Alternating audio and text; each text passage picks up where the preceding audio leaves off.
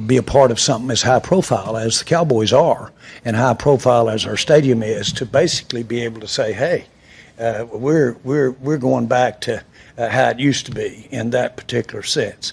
I'm well aware and sensitive about the COVID situation, that the recent uptick in the situation. We're well aware of that, but it meant everything, and that's a long-winded way of getting to.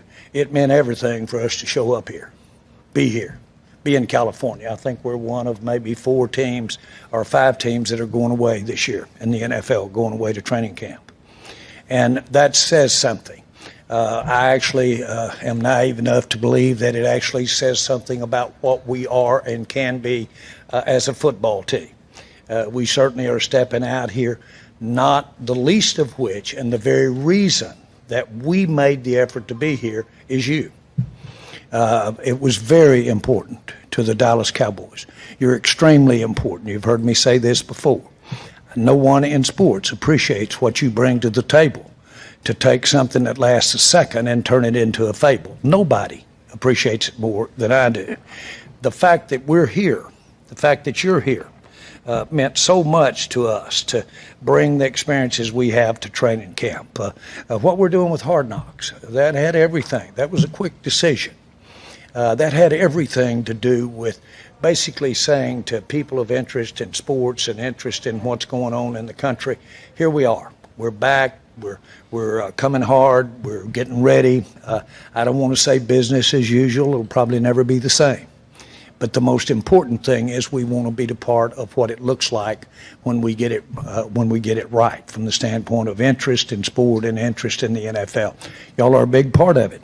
You being here, telling these events that go on a daily basis, having it go back to the heart of our market, and having it go out there and telling everything that goes on out here on a daily basis, that had everything. That has everything to do when they turned the set on against Tampa.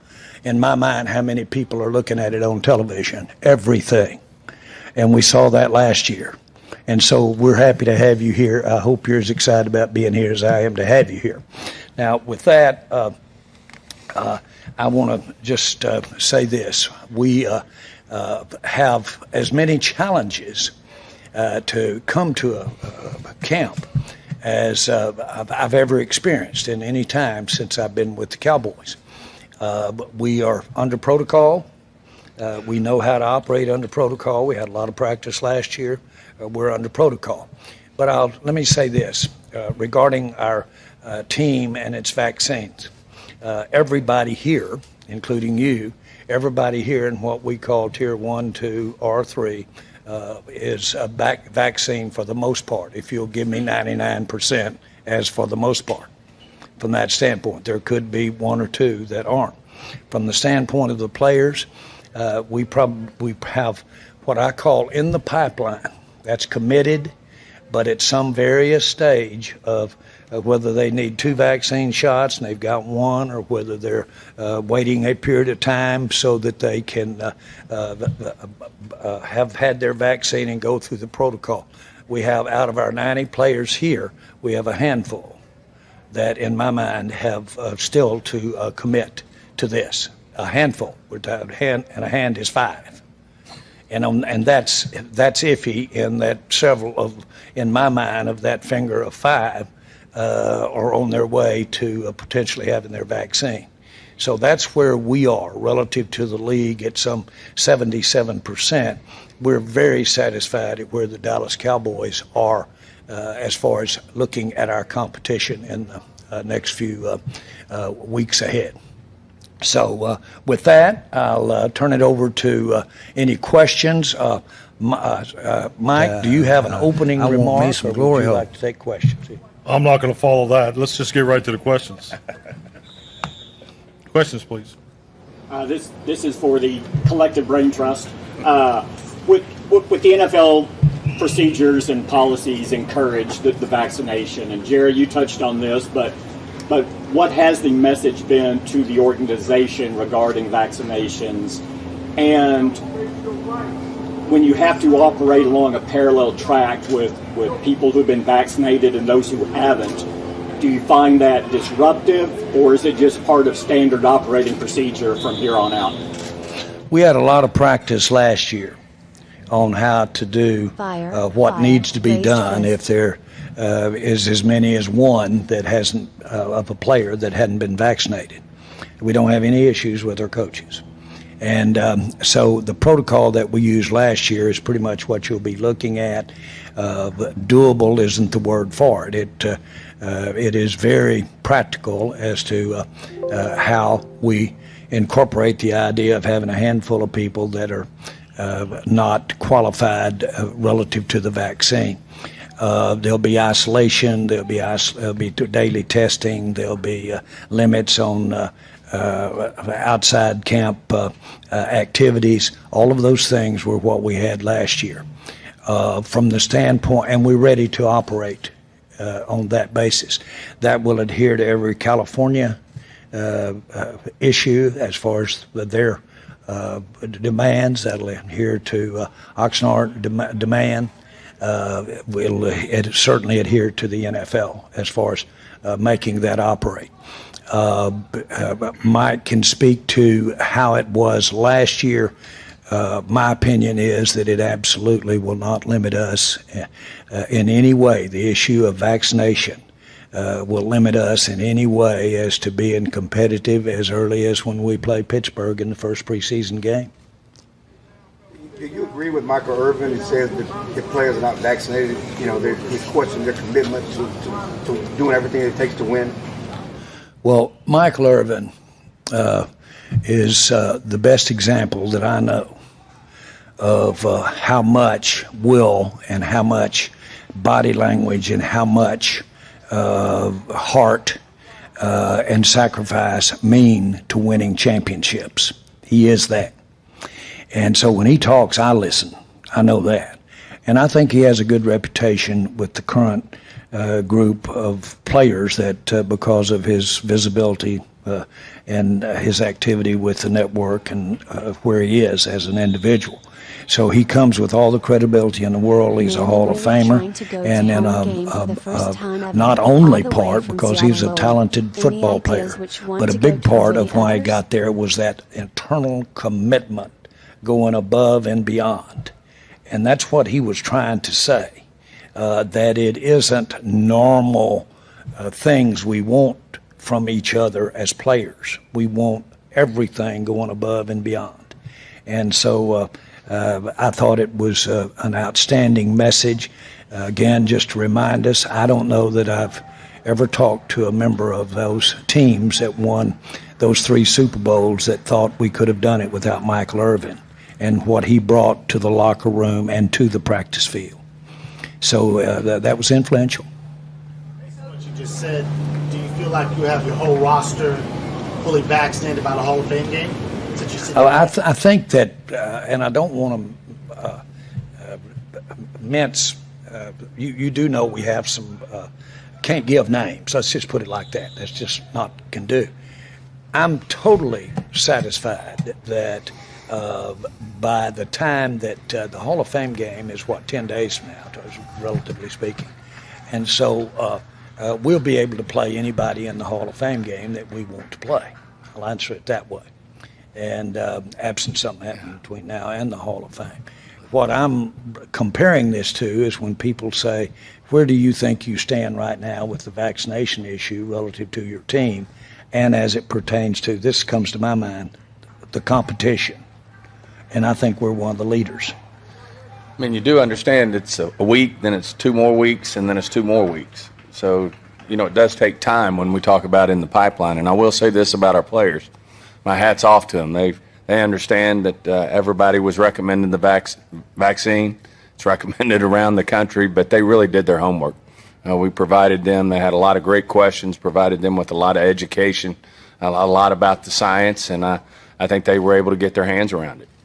The NFL, Stephen, has stipulated that 85% threshold. So are you saying that coming soon you will reach that threshold? I don't know that the 85%'s been totally negotiated yet, so I think it's a work in progress.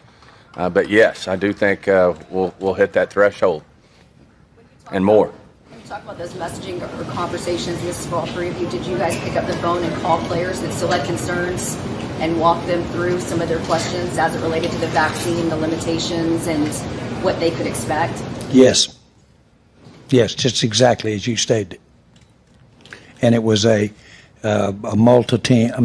many-faceted effort with coaches and led by Mike and everybody in the organization wanted to get information and give information to so that everybody could be comfortable with their decisions. And I think there was great communication amongst the players, players talking to each other about, the research they had done and the, getting educated about the science. I think there was great communication and leadership, amongst the players themselves. Mike, how did you address, again, a person making an individual choice in the context of what it means for a team? Because when you're building a team, that's a little bit different dynamic for what you're going for. Well, I would say this is unique, with the pandemic situation that we're in. And frankly, I shared my own personal experience where the facts that I was not particularly 100% on board with the vaccination, but through the relationships that we're fortunate to have in the medical community, you watched, you listen, and I think that same approach was given to our players. We just wanted to make sure that they had all the facts.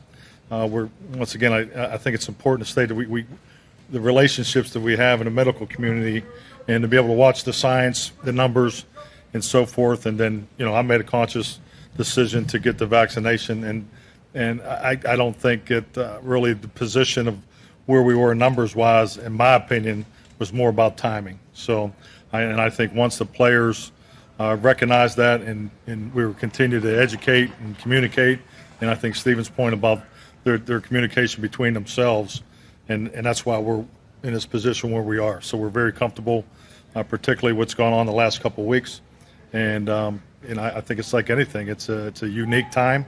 None of us have ever experienced this before, and I don't think it's a negative to take a step back and listen and learn and make make the right decision. And I think everybody has responded. And Mike, what did you hear, Mike, that convinced you that it was the right thing to get the vaccine?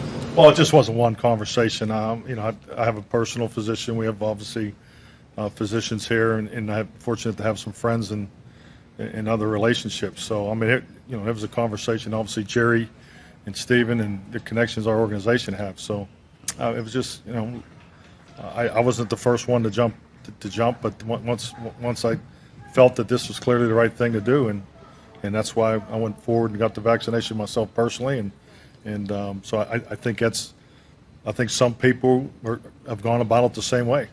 It's all about obviously the common. Why are you not entertained? Doing everything you can to win and being on the field. It's what happened to the NBA playoffs, the College World Series, Olympics. Guys, teams who failed tests, in the middle of the World Series, players in NBA playoffs who had to miss games, important games, because they were not vaccinated because they contracted the virus. Has that played a role in influencing the player that, hey, this could impact our long-term goals? I think it's life. I think it's sports. I think those topics and those situations, those experiences all parallel themselves. And I just go back to what I just said. You take in the information. We're fortunate enough to have resources in other sports, the medical community. But at the end of the day, professionally, we're here to win championships, and this is part of the responsibility, and it's an educated, it's an individual choice, and like you said, I cannot say enough about our organization and our players, and we're very, very comfortable, very happy where we are. Yeah, and I'll give a fact. I'll just have to say that this is a fact. This is not an opinion. This is a fact. There's not one thing about this issue of vaccine as it pertains to the COVID that in any way relative to the other 31 teams in the NFL will put us at a competitive disadvantage. We are right there with the same spot that other teams that are able to compete. The key thing is, and that obviously has a lot of interpretation, and you can do those for yourself, but to go down everything that you could think of And I will report to you factually that we're able to stand up with anybody there is and be able to compete any day relative to all the issues about vaccine. Can you provide an update on the health of the team, vaccine aside? A number of players were on the field in the spring, held out for precautions or because they're working back from injuries. Which players do you expect not to be ready come tomorrow when practice starts? I think that's really for a further conversation, because obviously we have the testing going on right now. We have not seen the medical staff yet since the physicals this morning. The majority of it is a check-in, but we'll get that to you. A lot of firsts for you last season as you joined the Dallas Cowboys. How much did it help, though, to have Dak get his extension, be in the building, and be around him this offseason? How did you see your relationship with him evolve? Well, I mean, it was great to get Dak back, on every level, no question. I mean, just what he went through with the injury, but one thing about Dak, he's the same man every day. I mean, he's been there, he's been in the facility every single day since the injury. But from a performance standpoint, I think we're stating the obvious. I mean, he's an outstanding quarterback that has great days in front of him. So, but his leadership and all that, to me, that's part of the contract. When players receive big contracts, I view it, and this is my opinion, that obviously they're being rewarded, recognized for what they do on Sundays, but the responsibility that they have Monday through Saturday greatly increases. And nobody emulates that more than Dak Prescott. So it was great to get him back. And I can't say enough about our off-season program. We definitely hit all the targets that we wanted to, and even for some of the challenges that we didn't foresee coming that were upon us, in the first 3 or 4 weeks, our players did a phenomenal job. So that's something that, frankly, changed the way we're going to practice and some of the things we're going to practice early in camp because of the excellent commitment and what we were able to accomplish in the off-season program. Targets. Excuse me? Well, number one is participation. I don't really want to go back to that, but the participation of our players, the participation of our players the last 5 weeks since we broke the off-season program has been incredible. The participation of our players prior to the April start of the off-season program is excellent. So we have a lot to build on. We feel like we clearly hit the targets in the classroom. We were significantly better in the virtual realm of it, learning from last year. So we were able to get through all 8 installs, which it takes for us offense and defensively. So we'll be able to really we're looking at training camp as clearly a review, and where we can just really focus in on the mental and get into more game management type things early, right out of the gate that you usually build up to in a normal training camp. So feel a lot of ways it feels like the first year because we're getting to do things for the first time. But for the climate that we were in the off season, I thought our players knocked it out of the park. Mike, what's your idea right now of what Dak's physical participation will look like in practice and preseason games compared to a guy not coming off his injury? I mean, unless something comes out of the medical, the medical meeting, I see for him to be a full participant. And but it's still projection and see how it goes. Obviously, we're going to watch it, but the way we approached the off-season program was to keep him out of the team drills. But he will participate in the team drills. So that was really the last hurdle as I view it in practice. Mike, what are your thoughts on the Hard Knocks cameras being around? Did you need to be talked into it at all? Well, no, I'm just going to be honest. I mean, I about wrecked my truck when Jerry called me. I was driving through a rainstorm, but once I got back on the road, I'm all in. So I'm excited about it. He actually gave me his glasses on the way in. I think we're good. So. Are you not entertained? Are you not entertained? Hard Knocks goes on. People get perceptions of coaches. Some of them are good, some of them are bad. Dave Campbell did it. There were things that people were kind of tough on Campbell about.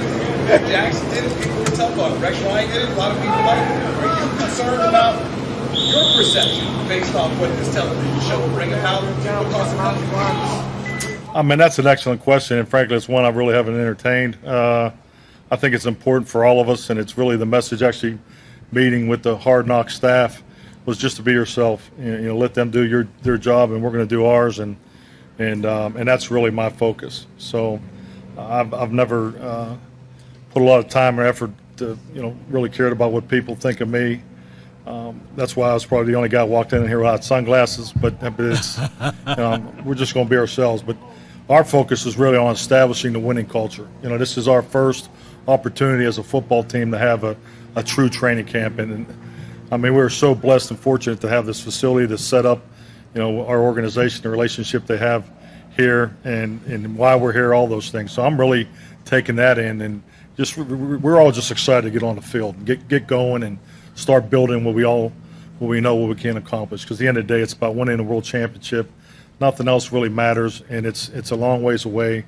You look at these opportunities each and every year. It's really about a 300-day process.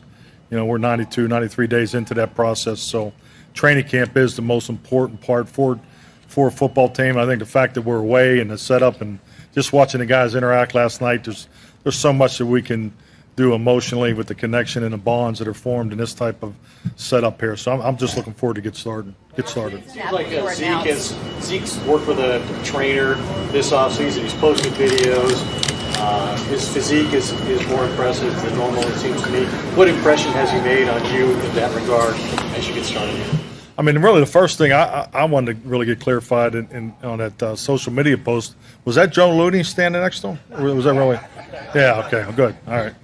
Because he looks great, but I was like, I don't remember that guy, but in a 21 jersey. But no, he looks great. And Zeke's been here. I mean, he's been here the whole time. I mean, I can't say enough about him. I really enjoy working with him. He sits in the front row every team meeting. He comes to the quarterback meeting. He's in the O-line meetings early. So, but yeah, I think we have so many of our veteran players have really just stepped forward, and that's what you need. Every team I've ever coached, particularly as a head coach, you always you have your younger group and your older guys, and them older guys got to pull the younger guys along, and then when that comes together, I mean, you have a chance to do something special, and we definitely have the right men.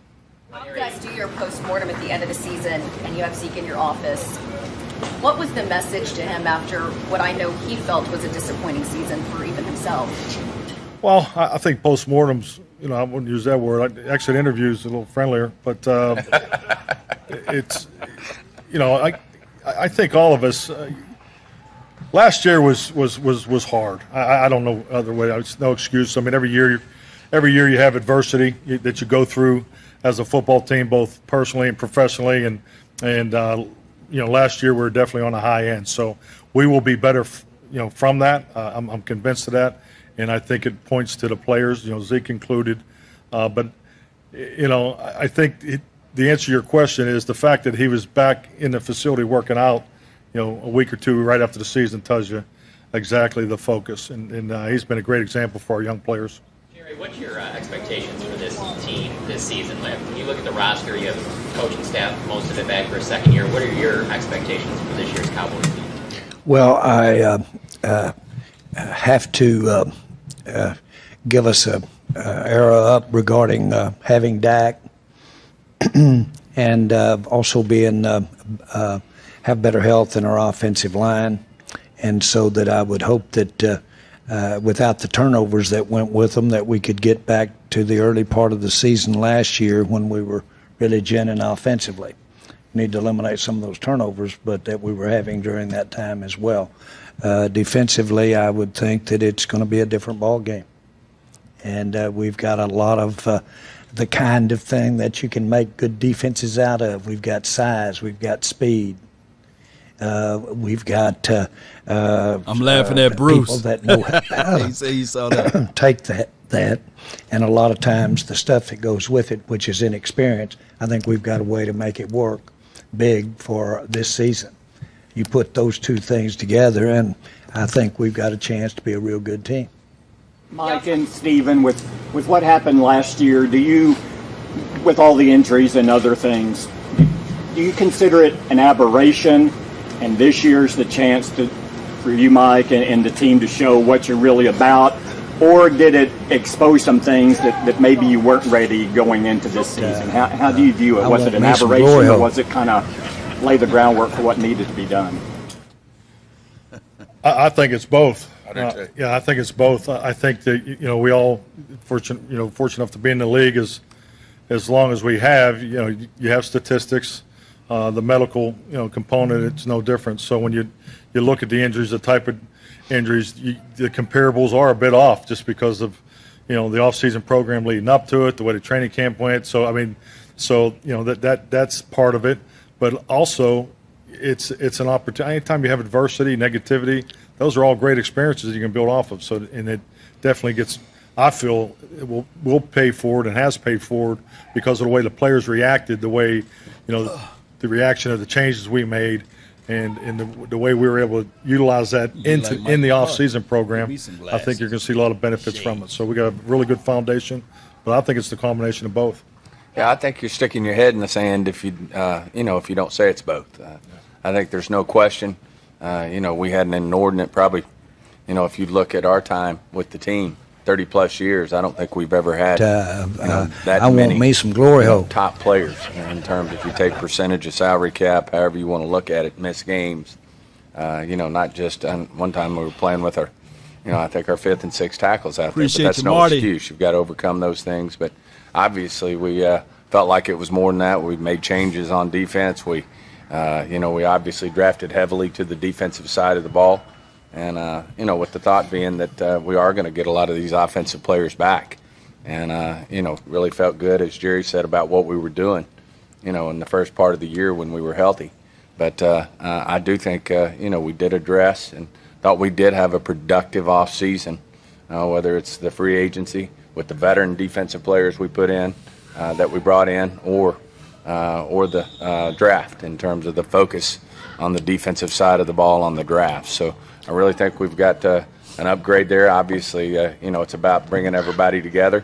Obviously, bringing Coach Mike, bringing Coach Quinn in to really help that process along. I think it's going to be a huge plus for us, and we feel good about where we sit today. Is there any position you still need to address? Would you be looking at a veteran corner, or are you comfortable with this roster as it is? We made a major commitment to the corner position in the draft. I know a lot of people, felt like maybe we should have come away with a corner with that first pick. But, philosophically, we felt like the corners that were worthy of that first pick in that area we were in were not there. So, obviously, we feel great about Micah. But then went ahead to address the corner position as the draft went on. And, I think the coaches feel good. We feel good about the corners that we picked. And, to go along with the veteran corners we have in Diggs and Brown and Jay Lou, I think it's a great group out there. But at the same time, our philosophy is just 365 days a year. We're always looking, if there's an opportunity to upgrade the roster, then we'll certainly look at that and address that. Expressed disappointment with how your defense prepared last offseason. I want me some glory What hole. have you seen, or what do you want to see during training camp from Dan Quinn that will indicate better cohesion in the defense this year? Well, I wouldn't say disappointment in preparation. I think it's changing with the times. The virtual realm that we were in last year, I thought we took significant upgrades all the way around. As far as how we approached it, the resources that we have in our organization. Obviously, we had coaching staff change, so it was at the forefront of my thinking going into the off-season program. So, but we've hit the target, and I think not only from a preparation standpoint, I think you look at the players that we've added. When I view the Dallas Cowboys, and I go back to the '90s. My first year in the league was 1993, and when they ran on the field, the team tilted. The field tilted. So I think our offensive lines and our defensive lines now emulate each other. We're bigger, we're longer, and I think that's going to prove that really help us up front defensively. So I really like the look of our guys. You talked about the experience that you guys have lost this offseason, Sean Lee, Payne Tyrone. Who are the guys that you see stepping in and filling in those spots beyond the guys that have been here like Dak and Zach Martin and guys like that? Well, I think the most important thing, it needs to be organic, and you're starting to see it already, and that's why I'm anxious to get out on the grass, because that's where the credibility, that's where the value comes from, and it carries over obviously into the locker room and all the way through. So that's to be seen. We want everybody to take on the responsibility of leadership. Leadership doesn't start once you get a second contract. Doesn't start once you get to the fourth year in the league. rookies have an opportunity to lead just by the example that they show, on how hard they work to show that they can connect. They are, working to get on the same page as the veterans. So I've never looked at leadership, and having the experience of coaching a young team each and every year in my past job, what I've learned is you have to create opportunities for leadership, and there's some things that we do just in our practice structure, in our meeting structure, to give guys, an opportunity to stand up and present themselves, or put guys at the front of the line. So development of leadership is a constant focus of our coaching staff, and to me it has to be organic. And but we have the right men for this, so it'll be fun to watch it all come together. The players looking to leave Jerry is Randy Gregory. Given your investment in him over the last couple of years, does he seem a little bit more like he's bought in this offseason? He felt a little bit more clear of mind in minicamp. What stands out about him? Were you talking to me? Or? Yeah, Jerry. Yeah. I want me some glory hole. Randy, I have been really impressed by the way he's stayed the course with legitimate life challenges. And he addresses them exemplary. He has to fight the kinds of things that make those challenges for people. He has to fight that. And I'm seeing him take the logic and the mentality of using what he's been through there, and I'm seeing it bring it over to his game and bring it over to his being the professional that he potentially might have a chance to be. He's got a lot of tread left on his tire. He really hasn't, if you think about it, he hadn't had a lot of wear and tear relative to as many years as he's now been with the Cowboys. I like that. That's always excited me, that it's, even as we speak today, it's the what's out ahead of him that excites me the most. I believe that the structure that we now have in the NFL as a part of this our new labor agreement relative to how we handle with players, we being the teams in the league, how we handle the players, really helps Randy. And so that helps him have a plan that is realistic for him and will be realistic for others too. It's not called the Randy Gregory plan at all, but it is absolutely complements what Randy needs to be operating in. And of course, he has a great way with his teammates. He's not an issue. As far as issues as a teammate or a player, he would be at the top 5% of not having issues. So all of those things give me a lot of optimism. And then we've never questioned his talent and his uniqueness. And so I look forward to him buoyed by his confidence level. I look forward to him really having a big year. Smoke weed every day. Not work with Randy, and what did he show you throughout that sort of time period if it existed? Well, we kept talking and we kept trying, and that's 99% of it in my mind. Almost about most things, we just didn't quit. And he had, when I say we, I'm talking about Randy. And we just didn't quit. He's always been worth, in terms of just being a person, he's been worth the extra, if you will, investment of time, interest, everything that comes with building a roster. The next question is, I've never seen any time when he was a takeaway from being involved with the team. Not one time.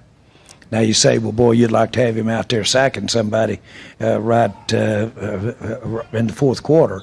If that's a takeaway, that is a takeaway. But certainly he kept it at a level that, frankly, he had a lot of experts that would basically attest to Randy needs a different system. And so he's all right. Jerry, this question's for you and Steven here. When you guys first won the team in '89, you're winning Super Bowls by '92, '93, '95. Now, the last 20 years, you've gone through with 5 coaches. You only had 7 playoff appearances. You're only 8 games over 500. How can you all get yourselves back to where you used to be when you first came to the season? You were winning. Yeah. Well, we need to have a Charles Haley appear. You follow me? Because we got him and we started going to Super Bowls. Well, but you say, well, Charles didn't do it himself. Of course not. But he was a big, impactful player. And we took some risk, and he first to tell you, and he was an impactful player for us. Obviously, Deion Sanders helped get to some Super Bowls. Jimmy I'm not Johnson. talking about Come on, the say very it. obvious, and that was the organic growth that Coach referred to of the players that we that brought with us Say Jimmy when we Johnson. first got here. I think we've got a combination right now, seriously, and I'm not making comparisons, and you can get in so much trouble doing that. But I think we've got a combination. I think Coach is right, of youth players, talent, as well as we've got some solid, talented veteran players. And when you look at our top 10, 11 paid guys, they're guys that can make major contributions to this team. We had a core base like that in those championship years that made that core base, yet we had some talented young guys come through. We're starting to look like that when you look at team makeup. Now, I'm not comparing Troy and Dak, or I'm not comparing Emmett and Zeke. I'm not doing that at all, or certainly not comparing Michael with anybody we've got at all. But as I started this meeting off with, Michael is a special thing. Do we dare think we could have one of those on this team that would have that kind of leadership role? We may have it. I'm gonna start talking. The thing I'd add to that He is, might be your quarterback. well, that's it. I think you just hit on it. I think Dak's rare. I think obviously we stepped up, made him the highest paid player in the league for a reason, and I think he's got rare traits, leadership traits, winning traits, leadership traits. He's unique, and I think you couple that with as Jerry said, some optimism we have with some of our pass rushers, our offensive line, Zeke, and then you pair that with the guy sitting next to me. He's obviously been to 4 championship games, won a Super Bowl. The leadership he brings to the table, I think, can make a huge difference. That's how Steven of talk course, like this. We brought in Dan Quinn, who was real close to winning one, got his team to the Super Bowl. So, we've got people with pedigree here that I think can help us take the next step. Mike, when do you begin to see And that? we didn't exactly start off in those championship years, as you well know. We won 1 football game the first year out, and people called us a high school team. And so it wasn't exactly like we were the belle of the ball, so to speak. I want me some glory hole. You have all those players and you start seeing them on the field that you really feel like this is the team that's going to get there and be there. Is there a point in time where that happens?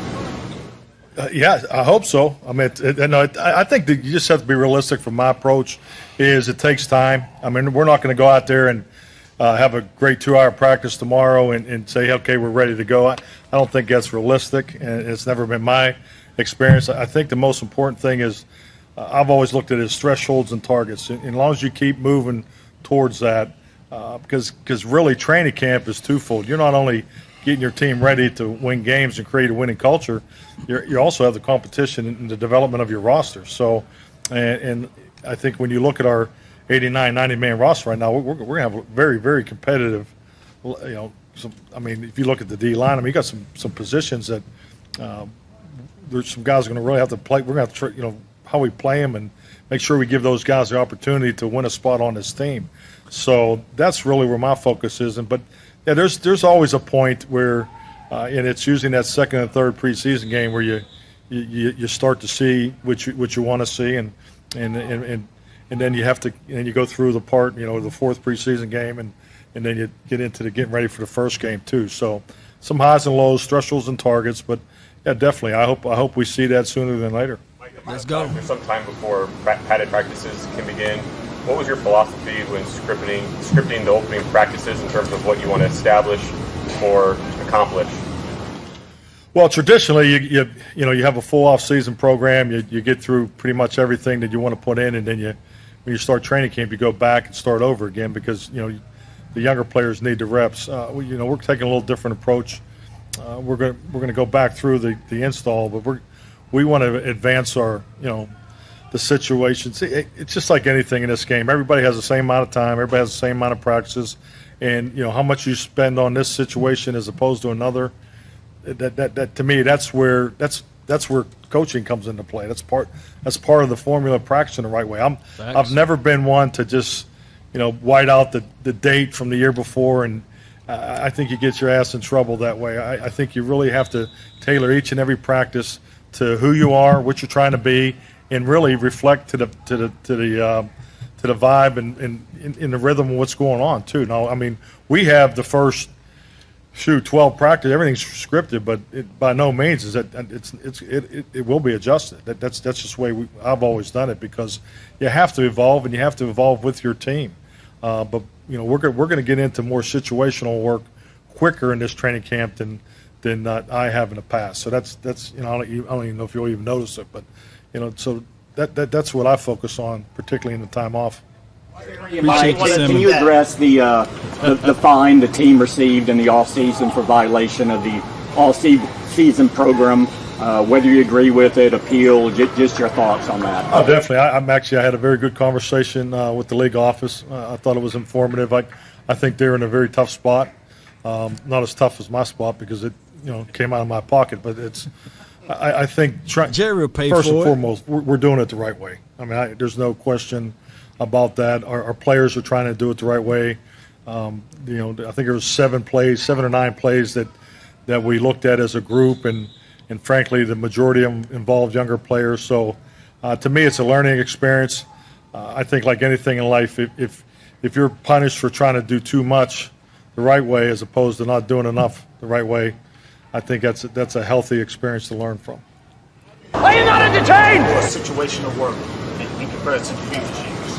I'm sorry? Why you want to do more situational work at camp in comparison to previous years? I just think it's where we are. I think it's what we need. I mean, there's things that you learn about every team you coach, and strengths and I hate to say weaknesses, but strengths that you really want to build off of. But that's an area we need to be better. So we need to do more of it. And frankly, that's the game. I mean, 8 games a year are going to come down to the final drive. So that's pretty clear that will factor in your playoff run, will factor in your playoff seed. So, we start preparing for that back in the off season. So we need to focus more on game situation, particularly the final 8. 2-minute drills, and we did more 2-minute drills last year than I've ever had, and it was something I go back to my experience in 2008. Young quarterback starting for the first time, Aaron Rodgers, and we had a bunch of games come down to 2-minute that we didn't get it done. And we finished 6-10. So since then, I've always, like I said, we all have the same amount of time. You all have the same amount of practices. So I've always done a lot of 2-minute drills and so forth. We've exceeded that last year. These are just things I think we need to continue to work on. I think it's a reflection of the game. I think the rules changes. I think all those things factor in how these games are being played compared to the way they were played 10 years ago. So situational football has always been important, but how much time do you put into the up-tempo offenses, which is obviously you got to get your defense ready, so forth. We need to do a better job playing complementary football. We were not very complimentary even at the beginning of the season last year. Right. So with that, those are really the 2 focal points that we're going to focus on as we get going. Where's your sense of urgency right now? You've talked several times over the past few years about you don't have time to have a bad time. And we come out here many times, and you were very confident about this team 2 years ago. It's the most talented team we've had since the 90s. Is this the team that can finally get back to the Super Bowl? I mean, is that where your urgency is? Well, you've often heard me say you would be shocked if I could write a check and know that I was going to get the Super Bowl, what you would do with that. But I'm I don't want to confuse this with not being realistic. I've always had to be pragmatic at the end of the day, because if not, you'll end up on the outside looking in. You have to be real. But on the other hand, I've never thought that we couldn't be better, or never thought that we couldn't make it happen, even when we were not as on paper, or we weren't as technically as good or sound. But I've never thought that, and I've got too many examples of how shorthanded people have knocked them out of the park before, and a lot of them in a lot of different areas. And so I really don't know that I have any days or have any weeks, but what I don't think, there's a pony in here somewhere. And so and have a lot of the days when you've got to ask yourself is what are you doing in the middle of this? So that served me well. That served me well. This isn't an I, me, but I've had a lot of people tell me you're naive, or say that he's naive. Well, it's a beautiful world. It's a better world to be naive than to be skeptical and be negative all the time. And so I do my best work, I think, when it's more positive.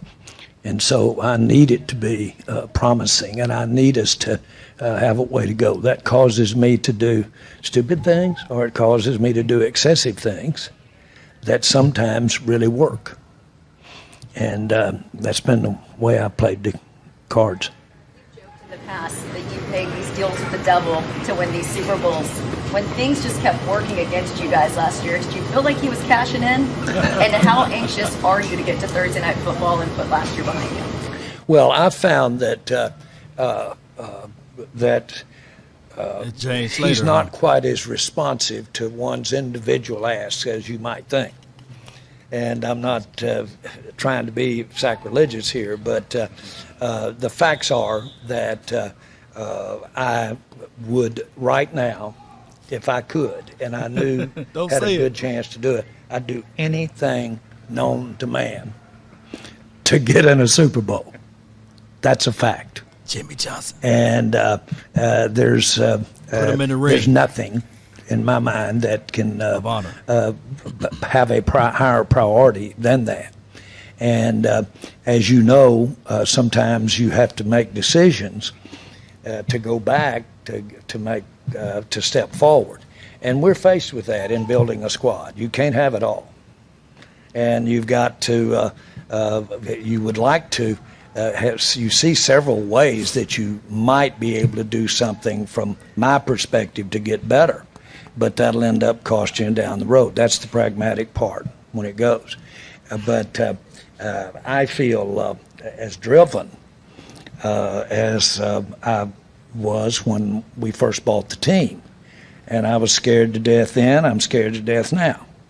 I worry about what's happening out here around the economy, the COVID, and I worry about our place in it in the NFL and where the place is in sports. I worry about that. But the thing that means the most to me and I care about, and I could probably be anywhere in the world I want to be right now. I want to be here with our team. You about to cry? Jerry, Jimmy John's going to Hall of Fame. Can you just talk about Jimmy for a second? Yes. Say it. Well, put him in the ring of honor. Never have a time of year like we are coming into training camp. But what I don't remember, the very first training camp that we went to with Thousand Oaks. And I brought Larry Lacewell out, who was going to join the Cowboys 4 or 5 years later, I think, from the time we bought. I forget how many years it was. But Larry rode out with me. I didn't come out the day the team came, but I brought him out, and a guy that owned a team in the Donald Trump League. That was a minority team, and Donald Trump. And so we all three rode out. And I remember stepping out, coming out to Thousand Oaks, smelling that grass, being out where the great tradition of the Cowboys were with training camp. And I just had to pinch myself to think that I got to be a part of that. I remember getting on a bus with the whole team a couple of weeks later and coming up Highway 1 from Thousand Oaks, and we pulled up right out here. And Al Davis was here. He had big black screens blocking all this off. Al Davis was out here, came through that gate, and Al Davis, and I looked up to him so much. And Al Davis came over. Boy, here we were, out here playing football, out on it. And I had died and gone to heaven just to have that kind of experience. I was inspired to get to be a part of that, but I never wasn't afraid that this thing was going to go the other way on you, and a lot of things go wrong. We got a lot of answers today that we didn't have back then at that time. But the idea of being a part and coming to training camp goes to my mind, and of course Jimmy was involved in those days. And so all of that comes to my mind when I think of those times. We actually were together here 4.5 years. Now, I'd known him for 10 or 15 years before that, or 20 years before that, and thought the world of him, or he wouldn't have been the coach of the Cowboys. And so when I look back at the time that we got to enjoy and what happened to us during that time, I go back to what Barry Switzer said. Barry Switzer came in the office, and Jimmy had just left. Come on. And so Barry came down from Norman, Oklahoma to talk about getting the job. And he comes in and he said, "Where's Jimmy?" Now, Barry had coached us both. He said, "Where's Jimmy?" And I said, "Jimmy's gone." He said, "Well, that's not right. Get him in here." I said, "Where's Jimmy?" I said, "Barry, Jimmy's gone. We're sitting here talking about you being the coach." I said, "What in the world are you so anxious to talk to Jimmy about?" He said, "I just wanted to get both you little assholes on this couch and ask you both, how could you fuck this up?" Yeah! That was Switzer. I don't know what. Yeah. Did you think about how you could do that now? I mean, well, I just think of those great times. And Jimmy's great coach, and ridiculous that my role here was my job to keep it together. And you didn't do it. Come on, should man. Should have had deference to something that was working good. So those are the things that come to my mind. We had a great run of it. He's a great coach, and I'm proud to have him as a friend, and proud to have had the times that we had. We put him in the Ring of Honor. We just had a great experience. It will release the curse. Stop crying. Put him in the Ring of Honor. What? Do you think you could answer Barry's question now? I've never been able to know why I fucked it up. That, not just that, but anything else. No, I can't answer those questions. He demonetized my channel. Come on. Would Jimmy go in the Ring of Honor this year? You know, I don't want to do anything that takes away from this year. You know, he'll have a year, provided everything goes good. He'll have a year that we also honor his Hall of Fame. No, you put him in the Ring of Honor. Come on now. During the season at some time. David Baker will come down. So we don't want to do anything that makes that happen. I'm excited. Actually, I was the one that with David Baker when Jimmy was put in the hall there 2 years ago or last year, not this year, but a year ago. I said, look, the Cowboys need to play in the Hall of Fame game, and he agreed, and he wanted that to be done. That was a condition.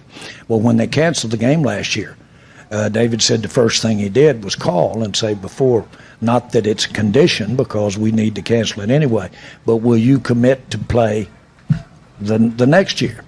So really we've been standing there waiting to play this game relative to this time when they come in the Ring of Honor, and of course we've got two other absolutely great Dallas Cowboy players going in up there too. So it's really propitious that we've got that game. You do plan to put Jimmy in the Ring of Honor at some point in the near future? And let's don't knock all the fun out of it. No. Don't let him off. Keep having fun, Ed.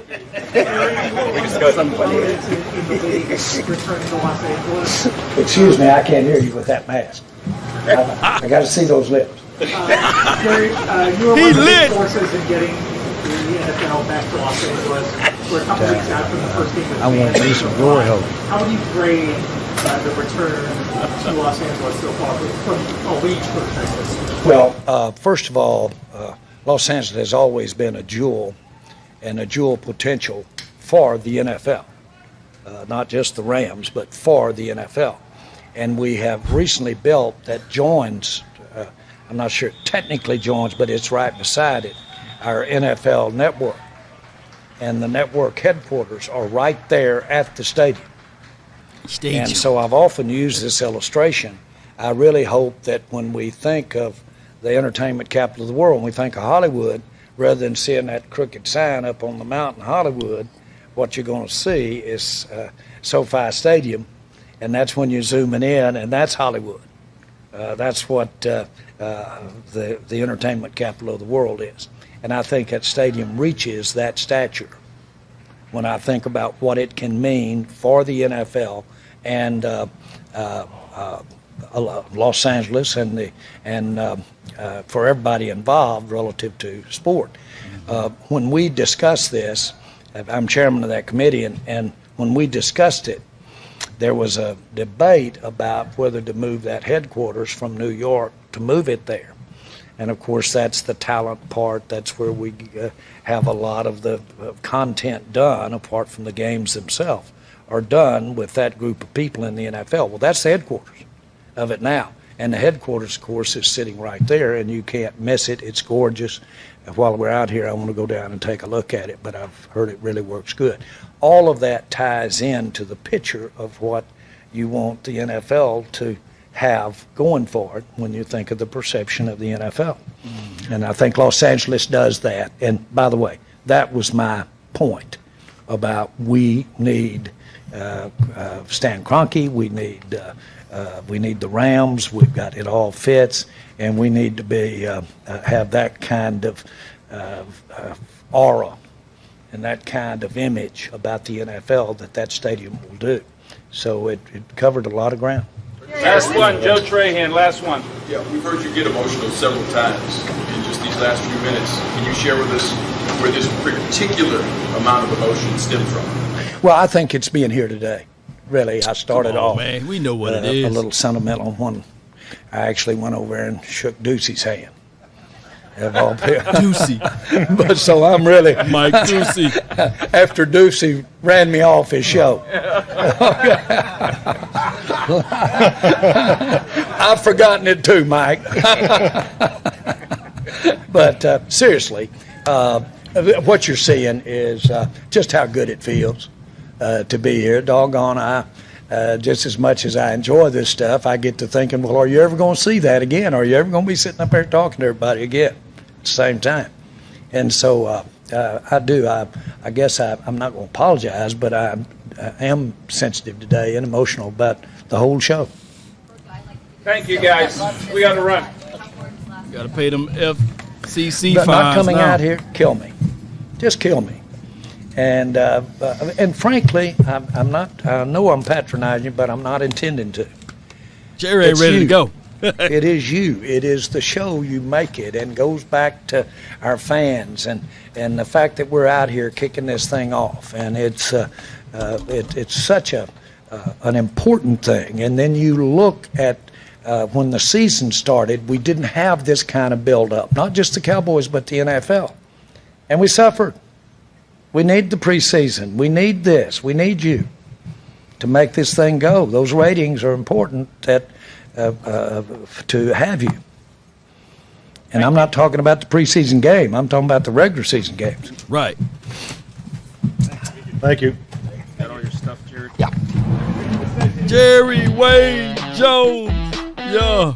Important thing is NFL were at Cowboy games. Oh, my goodness, man. Oh, I got so many points to take away.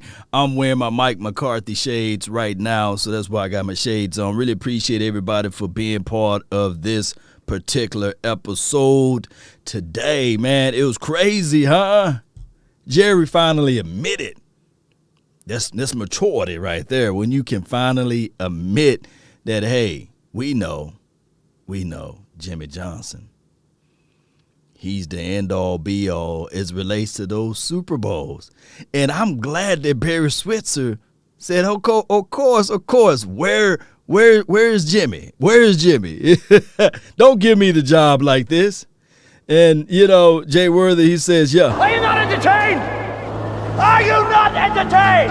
Yeah. And just not why you're here, Oh, my goodness. So when we think about all what he was talking about in this wonderful training camp interview, man, oh, man, we can look back at this thing and just say, I'm hyped for this year. Shout out to Miss Scott and Pro. I see you, lady. Appreciate you so much for helping the nation out and doing what you're doing out there as far as the information. And, of course, 3 playoff wins in the last 25 to 26 years is not enough.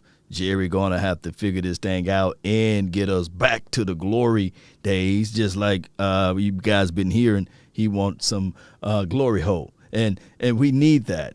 Cowboy Nation, shout out to you, Asmodeus as well as Phil. He said he loved the interview. Yeah, it was a great and marvelous interview. And if you're just not tuning in, just rewind and you'll get a chance to hear most of the things. Yeah, he said he effed it up, Robert. Yeah, he messed up big time, not little time, but big time. Let me repeat, he didn't mess up little time, he messed up big time. But we got to look into this situation and say, okay, it's 2021. We ourselves need to figure out how we can get in the right spots, in the right places. Frog says the Jerry Jones show. Oh, yeah. It is the Jerry Wayne Jones show, and that's what he brings to the table, Cowboy Nation, regardless of whether or not we like it or not. It is what it is. Shout out to Asmodeus, man. Appreciate everybody, man. I think let me give a shout out to all of those who contribute, man. It's always a pleasure knowing that you guys have helped me out. Is it Lavelle Simmons? Appreciate you for your donations and your contributions here. Appreciate you, Marty. Thank you so much. He's saying $4.99 for your mind for Oxnard. Appreciate you. Appreciate you so much for that. There was another person. Let's see right here. Yeah. And we got the truth only. Man, I'm really trying to go to home game for the first time ever, all the way from Seattle, Lowell. Any ideas which one to go to over the others? I don't know which game that you would like to go to, Dylan, as far as your first time ever. But I will tell you this, though.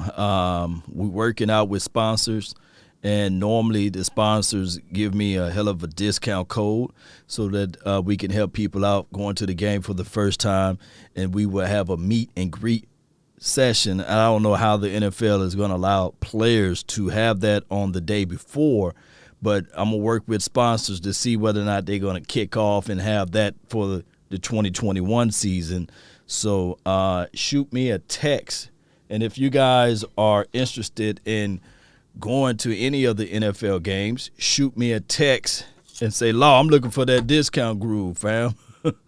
I'm Be looking safe for going to Oxnard. Appreciate you, Sadiq. Well, yes, indeed. Definitely will try to be safe, Sadiq. Well, thank you so much for your love and adulations. 682-214-4087.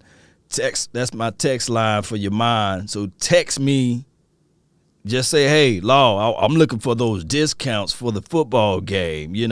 Dallas Cowboys. I want to support this team. Frog says Dallas versus the Kansas City Chiefs game. That will be a crazy one. Yeah, that's going to be a good one, by the way. Let's see. When are you pulling out to Oxnard? This is from Asmodeus. I will be there on the 28th. I will be there on the 28th of this month.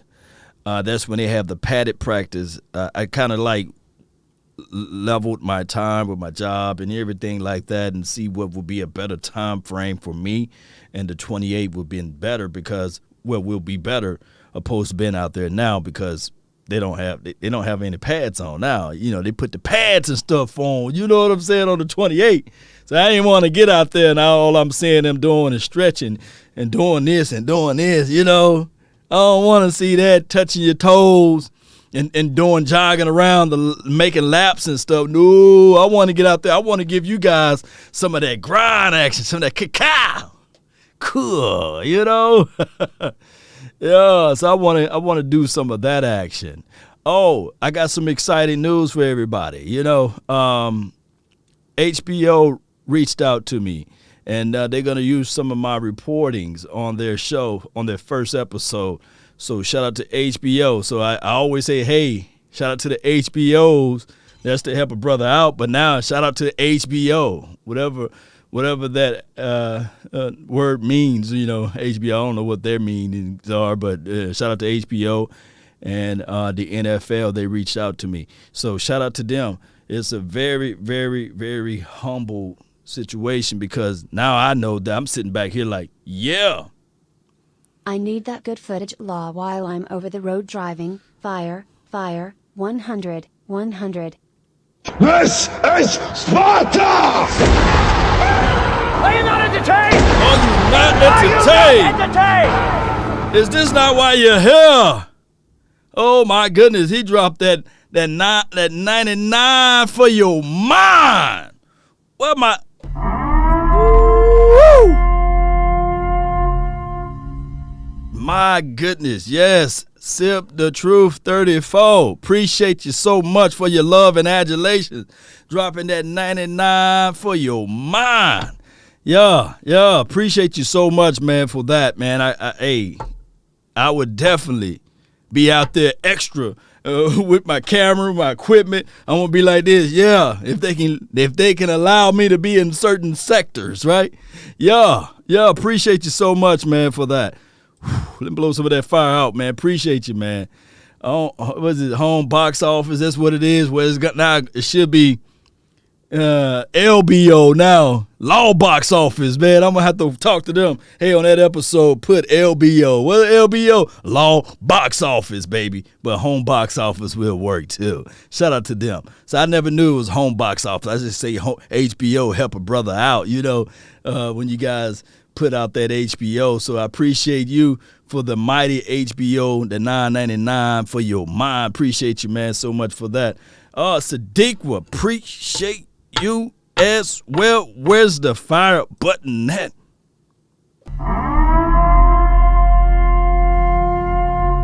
Are you not entertained? Are you not entertained?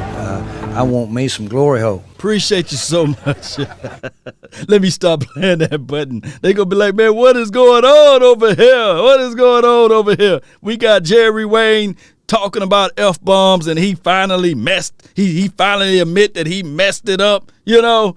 And I couldn't believe that Jerry, you know, here's the truth right here, Cowboys. Congratulations, law, for your henny. LOL.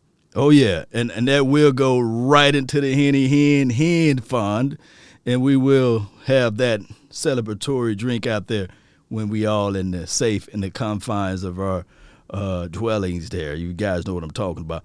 Yeah, so appreciate you guys for that one. Yeah, so yeah, it's getting contagious over here, Asmodeus. Yeah, LBO. Yeah. I mean, we need to go ahead and patent that, Albert. Yeah, Albert. Yeah, LBO. Yeah, and then shout out to them, man. So I can't wait for you guys to see the first episode, and I'll be looking like this. Yeah. There go my name right there. LAW. Nation. LBO. Law box office. You know. Yeah. So that. Yeah, I can't wait to see that, Cowboy Nation. So let me see if they are doing some recap over here on 105. Y'all know they do the recap too. See what they have for thoughts on Jerry and all the things that went on over there. Give me 1 second here. Give me 1 second. Here we go. Yeah, I mean, he's fantastic. So he's sitting here napping quietly. He lets me keep the TV on while he's sleeping. I mean, he's my bestie. Hey, That was amazing. First of all, I'm sorry I wasn't prepared for that. You want your back rubbed now or later after? Oh my God! Do us a favor, because we're having a discussion about this. Can you ask and see if there's any way Fish will tell us how much he paid for each one of his engagement rings? Because we're working on a study about that. So if there's any way you can get that answer and let us know, we'd appreciate it. You know, I got scolded already for talking about some details of our trip. I thought they were funny details. Mike didn't appreciate it, so I'm out. I'm out. I've banned Mike from socializing within our inner circle here. So Fisher, I'm not. thanks a lot, Bassick. No, Mike Fisher. Yeah. Ask Mike Fisher about his engagement ring hierarchy of cost. I really would like to know the answer to that. I'm talking about Mike Fisher. Okay. I know Bassick hasn't been engaged. He slept with one person, so I know you ain't talking about him. I've slept with plenty of people. I've slept with Kavanaugh. Whoa. I've slept with many a minor leaguer. Let me. God. And future major. Look, that's the wrong end. I want me some glory hole. That's the wrong end of that conversation over there at 105.3 The Fan. I probably have to go rewind and listen to them a little bit more. But it's going to be total pandemonium. It's going to be fun. I think my guy Koye is going to be out there. Of course, Vac Lombardi, he will be out there. And we all know the legend going to be out there, Shango. And I can't wait to hit him up, in as well as Sky and my dog, Big Game James. Everything else remained the same. So we'll be figuring out how we're going to set up like a round table, live round table, where everybody's just sitting at the table and we talking about the outcome of the battlings that happen from what we can see with our eyes, right? And, of course, I think West Coast, he stays in the West Coast, so he'll be there as well. So all of the YouTube community, they will be there. I think Jay Tuck said he will be there out there. So if you're going to be out there, let me know so I can give you a shout-out and so we can meet up and basically do one of those conversations as relates to, like, maybe you guys can add your input. I tell people all the time, if you really, really, really, really want to do this type of content, it's easy. Just pull out your camera on your phone and talk to it. It's not that hard. You don't need expensive equipment and these sorts. You just have to get out there, and we will help you out from here. Let's see what else they talking about. Ask you during a trip. Ew. If he needed it, if it was an emergency and it was for some sort of... Why would that be an emergency? Maybe I have to do like an emergency surgery on you. Maybe you have ticks. I do. Oh, ticks. Gotcha. Lice. We're the KNC Masterpiece right here on 105.3 The Fan. Enjoy that. Coming up next, we're 2 days away from the opening ceremony. Let's discuss the new sports and give you some fun facts about the Olympics. Oh, okay. They talking about the Olympics. Okay. Well, we don't have to jump back over there. All right. So, Cowboy Nation, I can't wait to be out there and have fun out there. Instead of HBO, can we have HBO Law? Yeah. We're going to have HBO Law, HBO Law Fire. Yeah, we're going to have that, Albert. Let me know. I got a lot of time left. Do you guys want to do call-ins? Do you guys want to call in now? I can set the phone lines up for your mind, and that way I can get your thoughts, your opinion, and what you guys would like to see out there in the Oxnard, and some of the things that I might not just know of. I always value you guys' feedback. I said feedback, but feedback. I always value you guys on that. Tyson Kemp, appreciate you. Yeah, LBO, Law Box Office. Yeah, hard work pays off. This is Tyson. Yeah, appreciate you on that one. I had to get HBO on my laptop and phone, laugh out loud. Yeah. I mean, shout out to people who share passwords out there. That's always a beautiful thing, What's up, Joseph? Appreciate you for jumping in. Yeah, do you guys want to open up the phone lines, or you guys are you guys okay? Are you guys okay? Let's see what they talking about here. We got.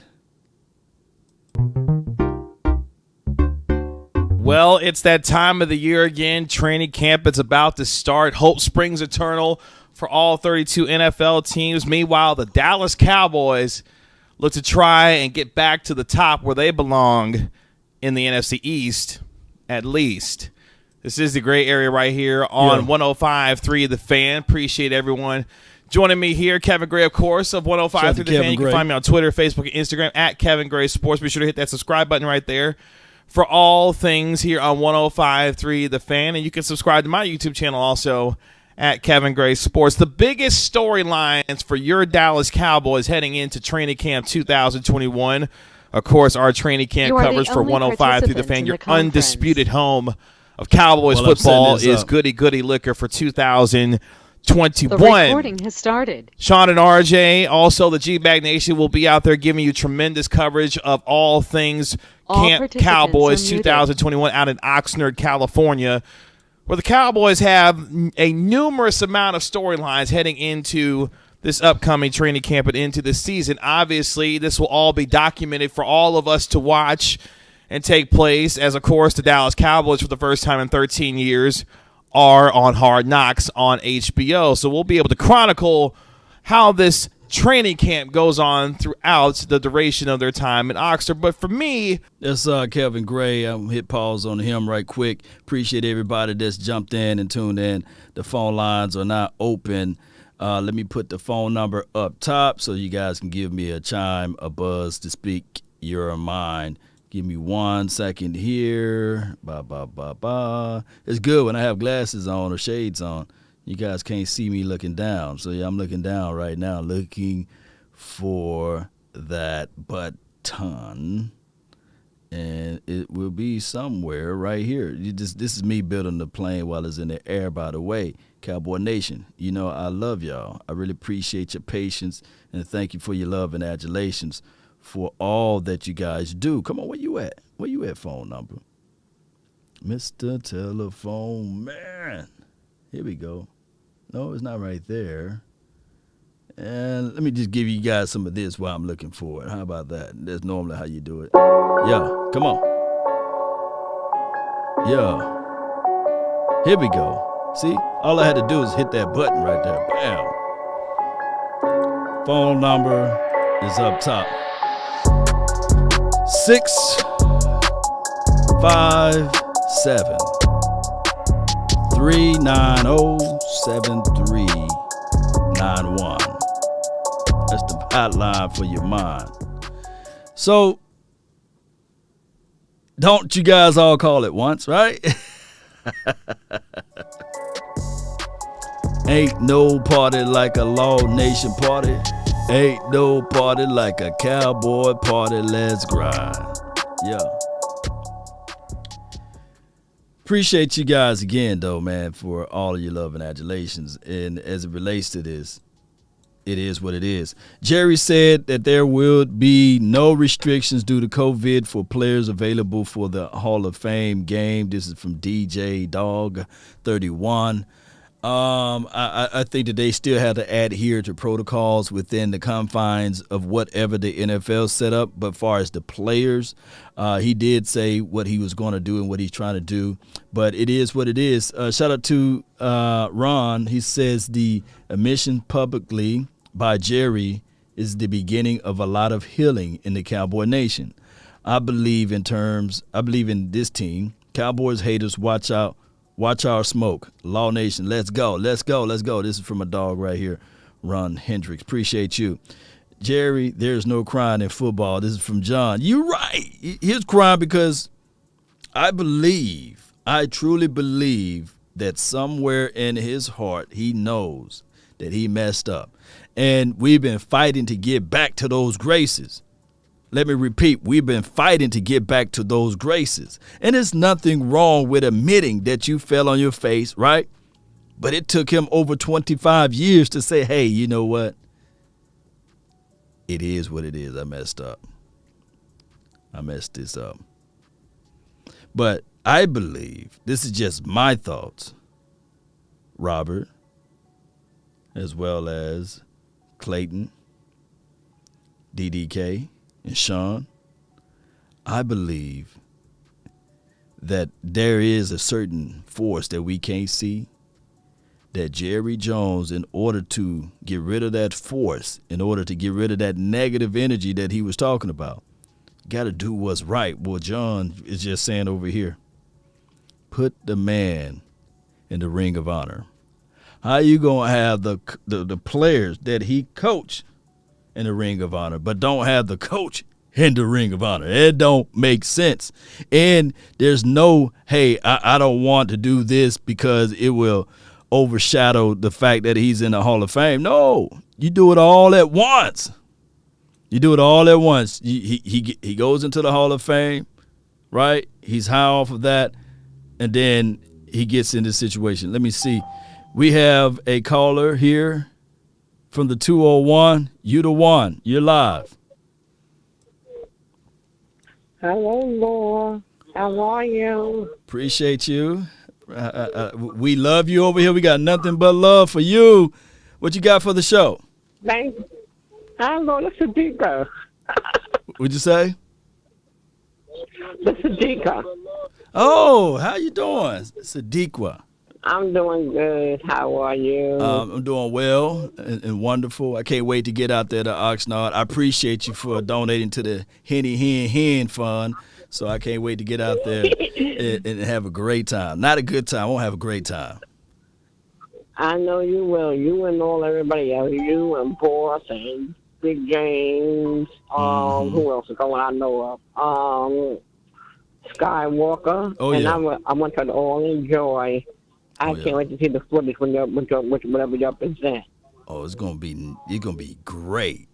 It's gonna be flat out great because we're gonna take our time. I might not go live with it, but look, I'm gonna give you guys some of the details of what I'm gonna do. You know, I'm on 50 million platforms, by the way, so there will be some people that get the footages that's in my Patreon that's live. And there'll be some people that get the footages that's in my collective groups on Facebook because those are private groups. They'll get it first. And then for everybody's enjoyment, they will get the final production as it relates to high quality. Because I don't want to put low quality out there. I'll get it first. You get it first. You see the videos I put on Patreon. That's one of the perks. I get those videos out, and they be like, "Oh, Lord," but that video been out a week. So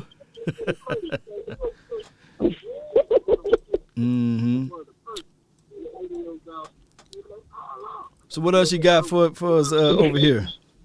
Oh no, I'm just waiting for the season to start. I am so excited. How you feel about Jerry Jones? He should go ahead and put Jimmy in. Do you feel like he should do that in the Ring of Honor? Wait a minute, say that again, please. Yeah, do you feel that Jerry Jones should go ahead and put Jimmy Johnson in the Ring of Honor? For what? Well, for first and foremost, he was the driving force for us to win those first two Super Bowls in the 90s. And, of course, one can argue that Jimmy Johnson. Okay. You didn't get the question. I say when you say for what, everybody going to be like, oh, what you mean? Jimmy Johnson don't belong in the Ring of Honor? Yes. Well, I like him, so he should put him in there. Oh, yeah.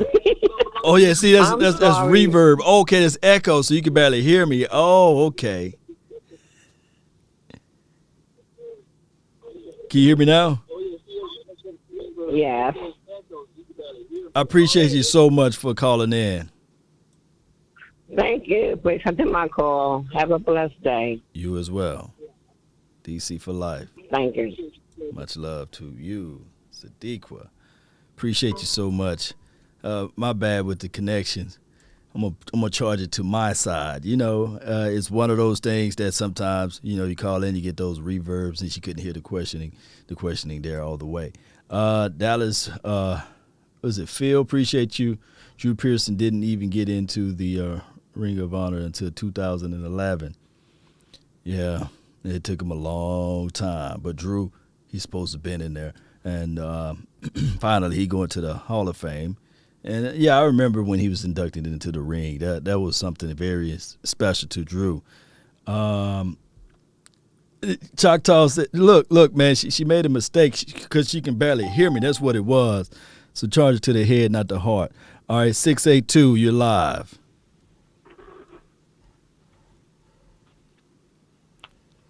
Hello? What's good? Can you hear me? Hello, what's going on, huh? Yeah, nothing to it, fam. It's your world. Oh man, just calling. I got 2 points, bro. Go ahead. One on offense, one on defense. So first on defense, I think honestly Quinn has fixed the defense. You know what I'm saying? Because he brought in something that we haven't had in umpteen years as far as Big Bo. You see what I'm saying? So bringing him in and starting that and putting that in Jerry and Steven's mind, and once he get his production on the field and show that that's what we needed, it's the start of a new era, regardless if Dan Quinn's there or not. Right. So I think that's a start right there, fixing our D, because once you fix the game is won in the trenches. Yep, won and lost in the trenches. And for offense, I don't consider this to be Mike McCarthy hot seat this year, because like he just said it on the press conference, to him, this is his first year. Because last year, because of all the things that was going on, he didn't get to do, he didn't get training camp, he didn't get preseason, he didn't get none of that. So technically, to me, this is first year, and I feel like this should be the year we evaluate on what he done with the team or what he's going to do with the team. Yeah, I mean, let me break down two of the points that you brought to the table there. The first one, bringing in Bo, yeah, that's the first good one. That's us at least addressing the issue and heading in the right direction. Now, was it the best creme de la creme type of situation? I would have to say it wasn't, but at least it's the right direction, right? But it's the right direction, though. Right, you know, you can't go out there and buy a Ferrari on your first car now, you know? Amen to that one, because some people be messing that thing up. Now, far as Mike McCarthy saying that this is his first year, I'm gonna wait. I ain't gonna say anything, but I'm gonna give him a pass because I gave him the mulligan last season. So we'll see how everything. Now, here's my thing. Here's my thing with this. I'm a hard grader as it relates to this. If we see some of the same issues from last season, like far as decision making, like going for it on 4th and 20, you know what I'm saying? Some of that bonehead stuff. And then I'm gonna say, bone fossil type stuff, you know. Yeah, I'm gonna be like, hold on, pump the brakes now, Mike. So we'll find that out. That's how. Okay, to that point, what if you look at it like this? That was a good time being that Dak was hurt, everybody was hurt. That was a good time to practice all that in real game time. I never looked at it that way.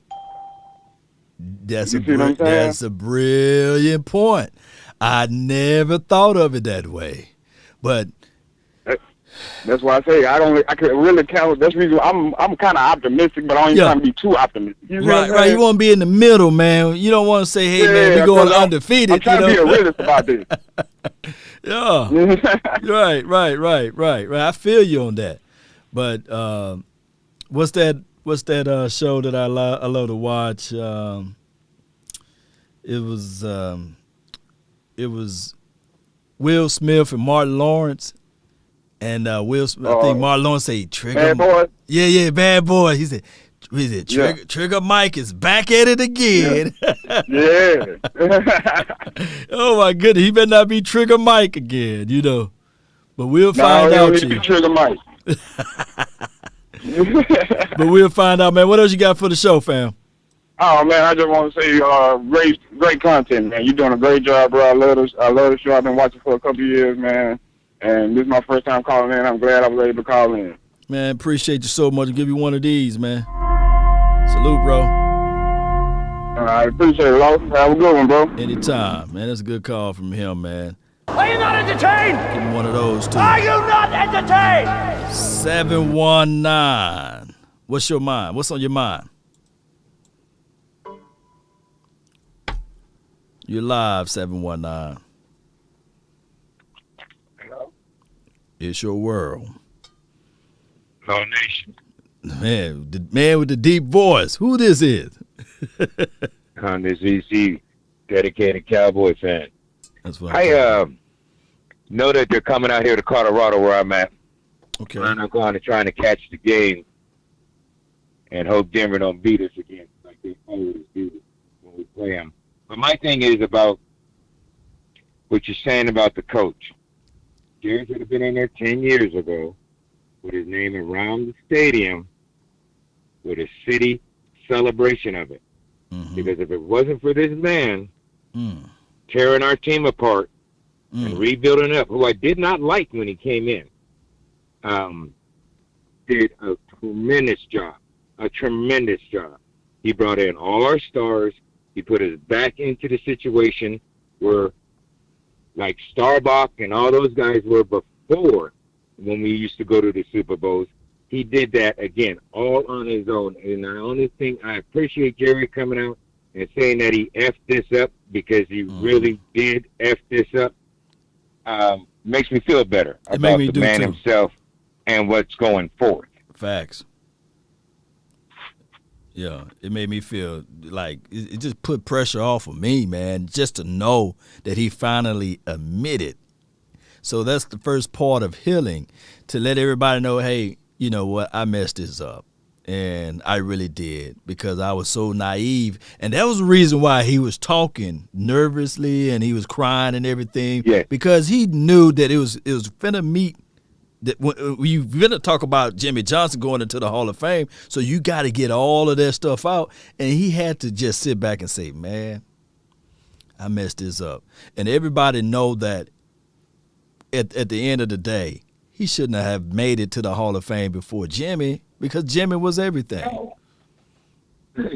No, Jimmy, I understand he went to Miami and did what he did there, because hot weather is Jimmy's thing, but once everything was done and he went into announcing, then before he ever got to the Hall of Fame or got entered into, he should have been in Florida because of what he'd done. The last time anything had happened as good as he did, Tex was in charge, and Tex was just as bad, actually, at paying players.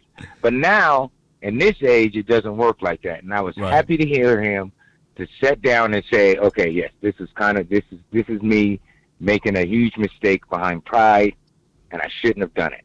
And that's all it was. Yeah, a whole bunch of pride, and pride comes before the fall. So how do you? What is your outlook on this team? What's your outlook on this 2021 team? Oh, I'm impressed, very impressed. I guess this is part of why Jerry done came out, because I've been waiting for him to spend time on our defense for years. I mean, for serious years. We've known we needed corners forever. We've known we needed help on that defensive line. We know that our mics are not kicking up like they used to.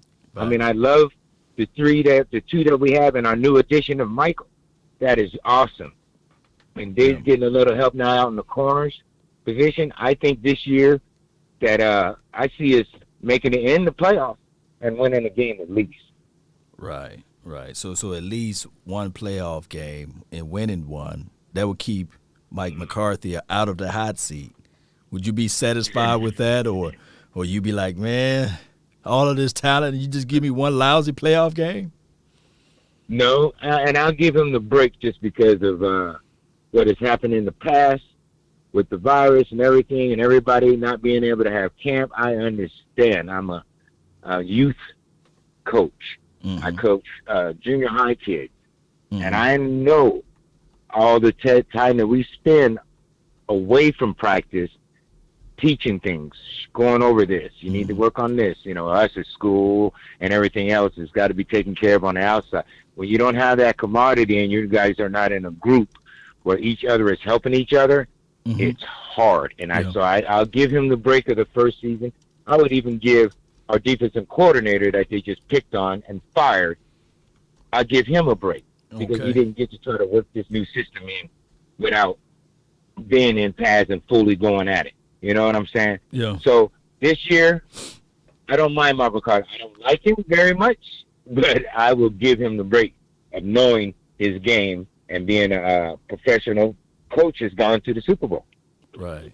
Oh my goodness, Coach, you speak some good, valid points there, Coach. Especially when you talked about the fact that last season Mike Nolan was trying to implement something new, and although it seems chaotic, his system requires you to have an athletic linebacker, and he didn't get that until this year. Now we got some athletic linebackers, But yeah, we do. Yes.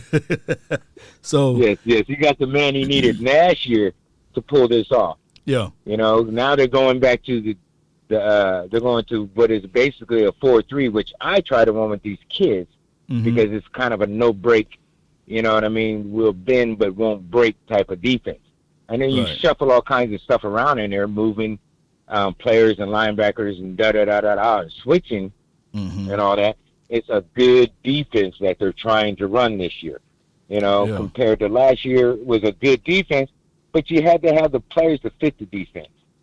Yeah. And that's why I think he didn't do as good. But if you realize at the end of the season, he started getting them to start to come around.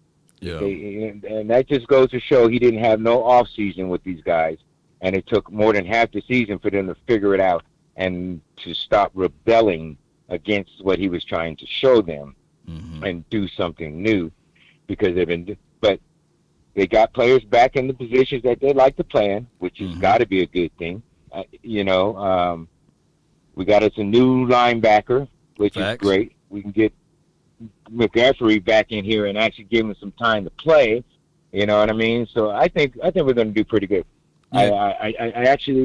I really feel for our division, because I think we're going to whoop all of them pretty well.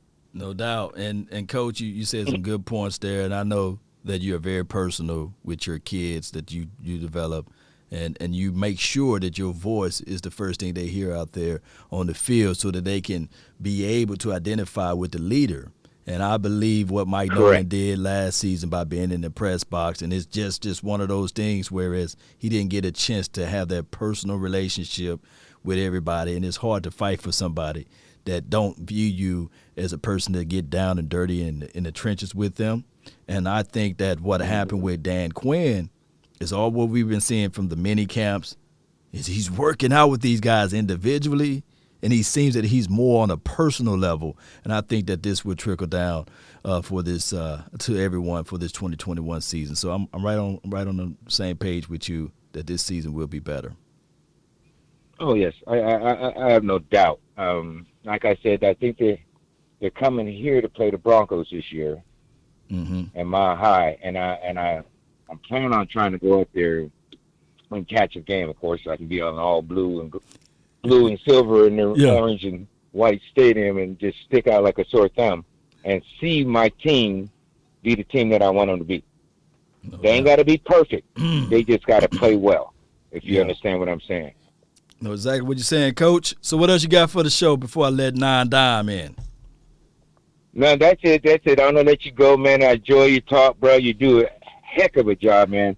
I appreciate everything you do. And peace out to y'all, all right? 10-4. Salute, Coach. Appreciate you. All right. That's a good call from Coach, man. Hey, I done already spoiled it for everybody. Y'all know who's about to jump on and spit his mind. And we have right here Nine Dime. Nine Dime. Yeah. What you got? That mama's cooking. Oh, yeah. And we sprinkling. That mama's cooking. Man, you made my day posting me, bro. People was hitting me up like crazy, like, yo, I know that voice. Oh, yeah, I'm the voice of the people, the voice of the streets. You know what I mean? I'm our little brother. From North Carolina, Nine Dime. Oh, yeah. But closure is everything. And I think the COVID gave Jerry a lot of time to think. And when people want their way, when you're a control freak, that control can take control of you. You want to be in control of everything, but it can take control of you. And with the situation with Jerry, he burnt so many bridges on his quest to be one of the greatest owners in sports history. Now that COVID time and that age and the lack of Super Bowls or winning got him looking at his past mistakes. But relationships is everything in life, people. And when you got a strong bond with somebody who's tried and true, but not afraid to stand up to you, you got to keep them close, especially if they help you bring success. And I feel like Jerry, after that second Super Bowl, he felt like he knew the game a little bit, but he didn't realize that sweat equity Jimmy Johnson put on them boys. Them one-on-one talks in the office, or them cussing outs at practice or in the locker room. He thought he could just plug in a coach with a little background with that. So he tried everything: inexperience, experience, college, NFL experience, whatever. But right now, what I'm feeling with this team and the coaching staff, I feel like it's more cohesion. I feel like Mike McCarthy, he has a blueprint of winning, and he's been around winners. Facts. So he might make the mistake once in a while, but at the end of the day, he knows how to win, and he comes from that tree. He comes from that Mike Holcomb tree. So and Dan Quinn, I respect this guy so much because we got fined for being too physical. So Dan Quinn is putting in that sweat equity, the extra work to get this team ready. Because his credibility on the line. He came in the game a defensive guy. And Atlanta had one of the worst defenses ever on the past couple of years. Just so many holes. I feel like he got more resources now. But for a team, my question is now special teams. Okay. Because I'm looking and I'm like, who's going to be our primary punt returner? It's going to be TP, which we're going to find a hidden gem in training camp, and kickoff returns as well. Because I feel like Dak has to work so hard coming from that 15-yard line, 20-yard line, long drives. And with the speed of our defense and our defense want to attack more, it can give us a little more leeway with not depending on long drives and ball controls so often. Yeah, you made some good points there, Dime. Here's a situation with our special teams play. We need somebody, yes, to flip the field, but we can't play coy, or we can't play lackadaisy or scared with that. And the thing is, the problem is, if we do that, then the problem would be when you think about the Kansas City Chiefs, when you see Tyreek Hill out there, you know that he's one of the most explosive players on their team. But they're not afraid to put Tyreek Hill out there to get leverage on the game or to put favors back for their quarterback. So in a pinch, I know that a lot of people will be looking at this thing and say to themselves, no way, Law, you better not put CeeDee Lamb back there because of the injury that could happen. But we got to look at it like this. We try to win at all costs, and every game is valuable.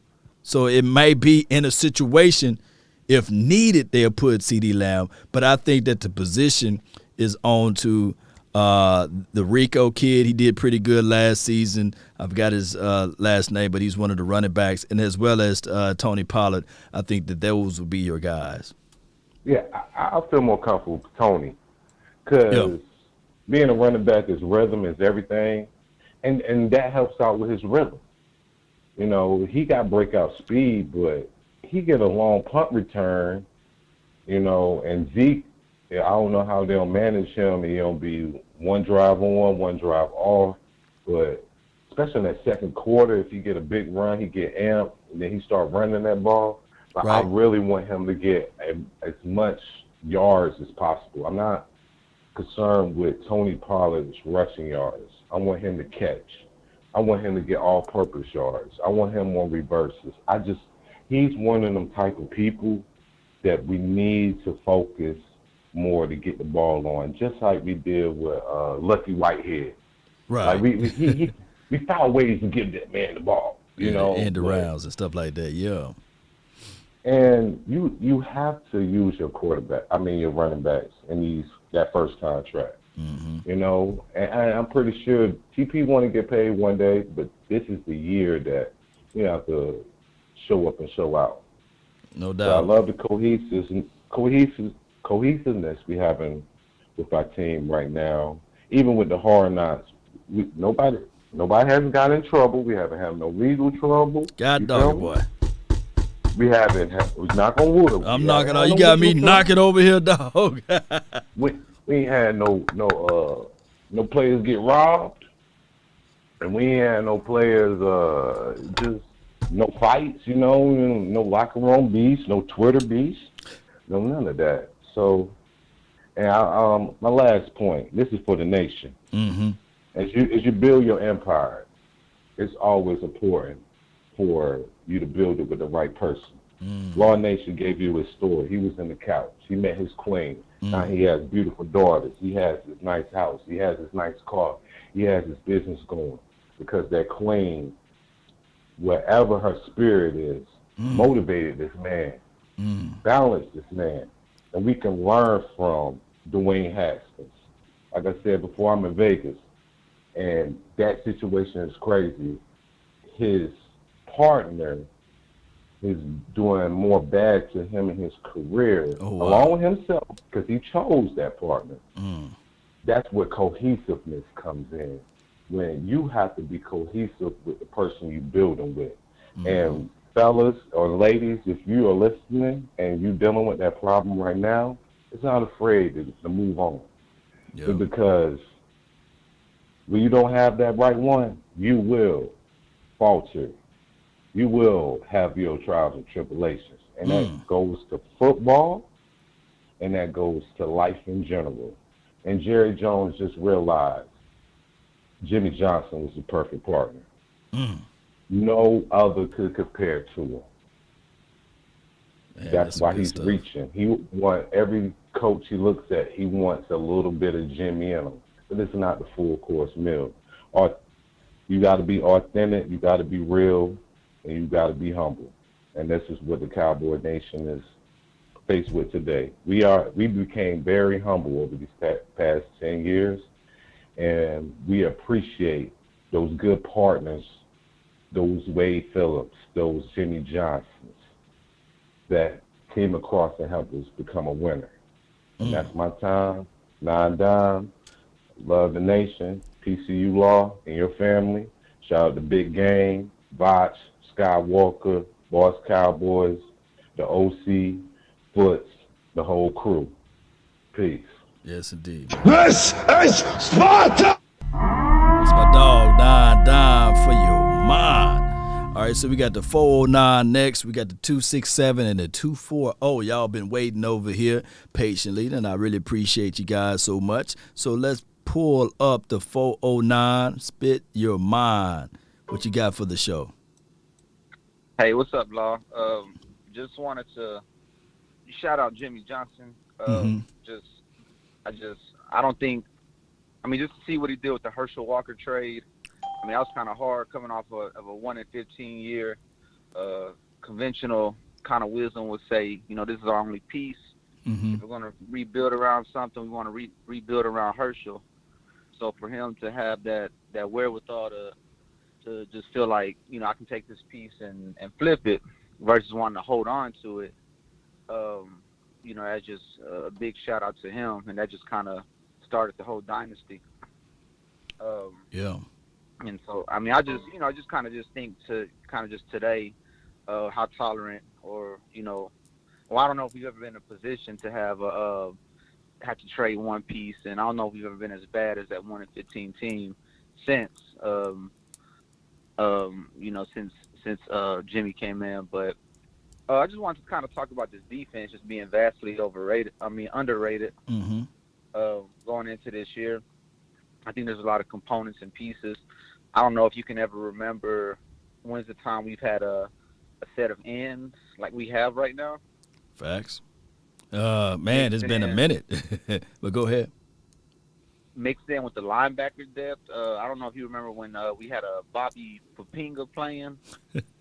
Remember that year in 2013 where we were just kind of getting guys off the scrap heap.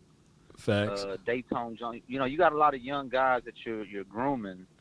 You're not pulling off these Dayton Jones and I don't know. It's just been a lot, man. Just a lot of guys you can kind of think of. I think we've kind of groomed this defense. This time last year, we get Trayvon Diggs, a first-round talent that drops to the second. and he kind of shows you what you do. If we use that as a reference point to what you can get out of Kelvin Joseph, I'll take that. Well, yeah, this defense altogether, it got an illusion. Like last season, everybody look at this defense; they was ranked 28th, but it was bad. It was bad. Look, let's just for a reason. For reasons that got fixed, right. You drive a car and then you got a busted tire. You know why the car don't drive right. You got a busted tire. Facts. You know what I'm saying? I don't think it was. For me as a fan, I think it was just obvious why the defense was so bad. I don't think there's like a mysterious internal component in a whole rebuild you have to do, because this talent shows you, for the most part, minus Byron Jones, that it could be kind of successful. I mean, I guess you lost Byron Jones and Robert Quinn, but we know why Robert Quinn. He's a good player, but I mean, part of it is DeMarcus Lawrence kind of pretty much being the only man on the line and kind of pulling that in and just being so talented. And that's the other underrated part about our team, is just kind of what DeMarcus Lawrence is. And it kind of sucks to be paying what you're paying for the sacks that he's putting up. But, I mean, that's like you buying an expensive piece for expensive set of rims on a busted up car, Yeah, or you buy the rims, and you ever seen the guy that's driving around with the rims, and you see him, you look at him again, he get a flat or what have you, put a donut on it, and he's still riding around with the donut with the rims. So it defeats the purpose. Or you see somebody who got probably a nice set of tires, but they foolish and not changing the flat, but they keep going. They keep going. They warping the rim, and that's what happened last season. The players revolt, like the previous caller said. The players revolt and said, "Hey, we not picking up this system. We don't like the system." And the coach was like, "No, we're going to continue to go with the system." But he didn't set the tone nor set the presence that he is the head defensive coordinator last season, and we saw how that unfold. It didn't go the right way, and as soon as we got the tie fix or what have you, and a new set of rims, it was just too late. But I look at it like this: last season we were ranked 28th. Never again we would see that ranking with the Dallas Cowboys on the defensive side. Yeah, I think it's all been fixed, man. Just a simpler scheme. I mean, I remember how much we complained about Rashard and Marinelli, so I don't want to just keep flip-flopping back and forth on the scheme. Facts. Ultimately, the talent has to pull up, but when you have the COVID year, try to switch the whole scheme, and you pick up. You got guys playing out of position. Right. Just overall, we got a simpler scheme. We've upgraded that talent. That Dallas defense won a lot with a lot of young defensive players. I just think about a caller the other night just talking about how you can't just have these young guys come in. But, there was a lot of young defensive players that, it was veterans they were kicking out. It was young guys they were picking up, second, third-year guys. And some of those first-round guys never became Hall of Fame All-Pros, but they were still a collection of young, talented players that together, the talent has been sparse. We've had we'll pull in the second-round guy, but then we'll have him play with an undrafted free agent. Right. Like, he doesn't have, they don't ever have any help. If Byron Jones would have had a couple, maybe a second-round safety next to him and this, that, and another, you would have seen a secondary get built and make its way more towards the dominance versus kind of breaking out of that mediocrity at best that our defenses have been at. But just to be underwhelmed as it was last year, you got the solutions. You got kind of the remedy for what was going on. So I think this defense is very underrated. I think it's just a talking point, a kind of poke at the Cowboys kind of thing. You need something. Can't talk about Dak. You kind of running out of that, right? So you got to move on to the next best thing. No doubt, man. Good call from you, man. And I appreciate it, man. No doubt, man. Good call from him. And speaking of the defense, and shout out to Miss Scout and Pro. She was talking in the comment box about in 267 hold tight and 240 appreciate your patience. She was talking in the comment box that a lot of people are taking the Jerry Wayne Jones conversation out of context of when he was talking about the he messed up conversation piece. So let me see if we can find that part again of him talking about that. Days or have any weeks, but what I don't think, there's a pony in here somewhere. Let me see if you can find out. And so I have a lot of the days when you've got to ask yourself is what are you doing in the middle? I think it was the latter part of it. Was when we first bought the team. And I was... Jerry, Jimmy John's going Hall of Fame. Can you just talk about Jimmy for a second? Well, I'm never have a time of year like we are coming into training camp. Right. But what I don't remember, the very first training camp that we went to with Thousand Oaks. And I brought Larry Lacewell out, who was going to join the Cowboys 4 or 5 years later, I think, from the time we bought. I forget how many years it was. But Larry rode out with me. I didn't come out the day the team came, but I brought him out, and a guy that owned a team in the Donald Trump League. That was a minority team in Donald Trump. And so we all three rode out. And I remember stepping out, coming out to Thousand Oaks, smelling that grass, being out where the great gone to heaven, just to have that kind of experience. I was inspired to Homer to talk about getting the job. And he comes in and he said, "Where's Jimmy?" Now, Barry had coached us both. He said, "Where's Jimmy?" And I said, "Jimmy's gone." He said, "Well, that's not right. Get him in here." I said, "Where's Jimmy?"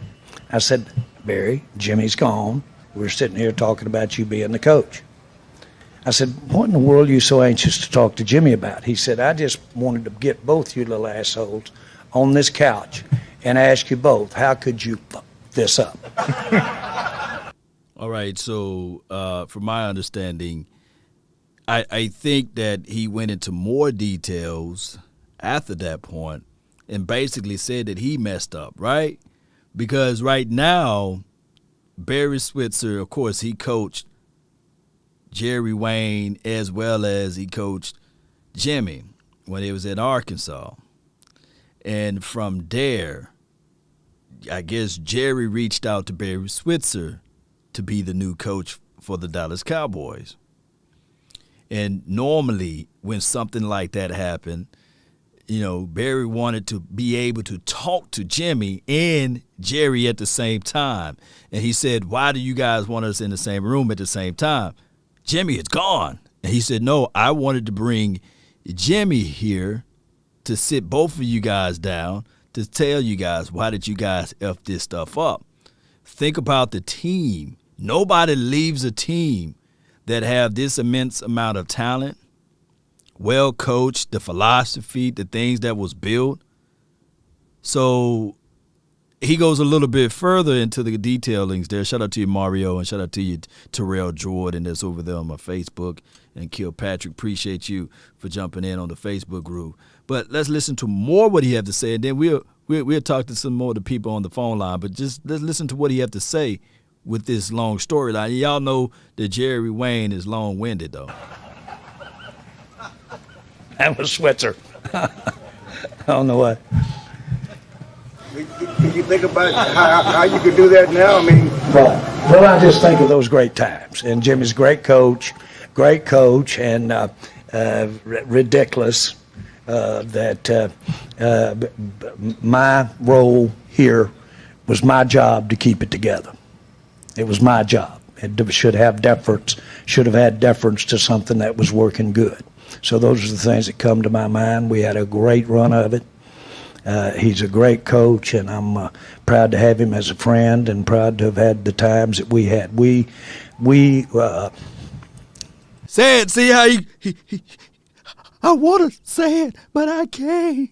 I'm a billionaire with a B. He want to say it. He said that his job was to keep things together, to hold it together. Y'all saw him shaking a little bit. This ain't no Harlem shaking, you know. He started shaking because it is the truth. Let me rewind.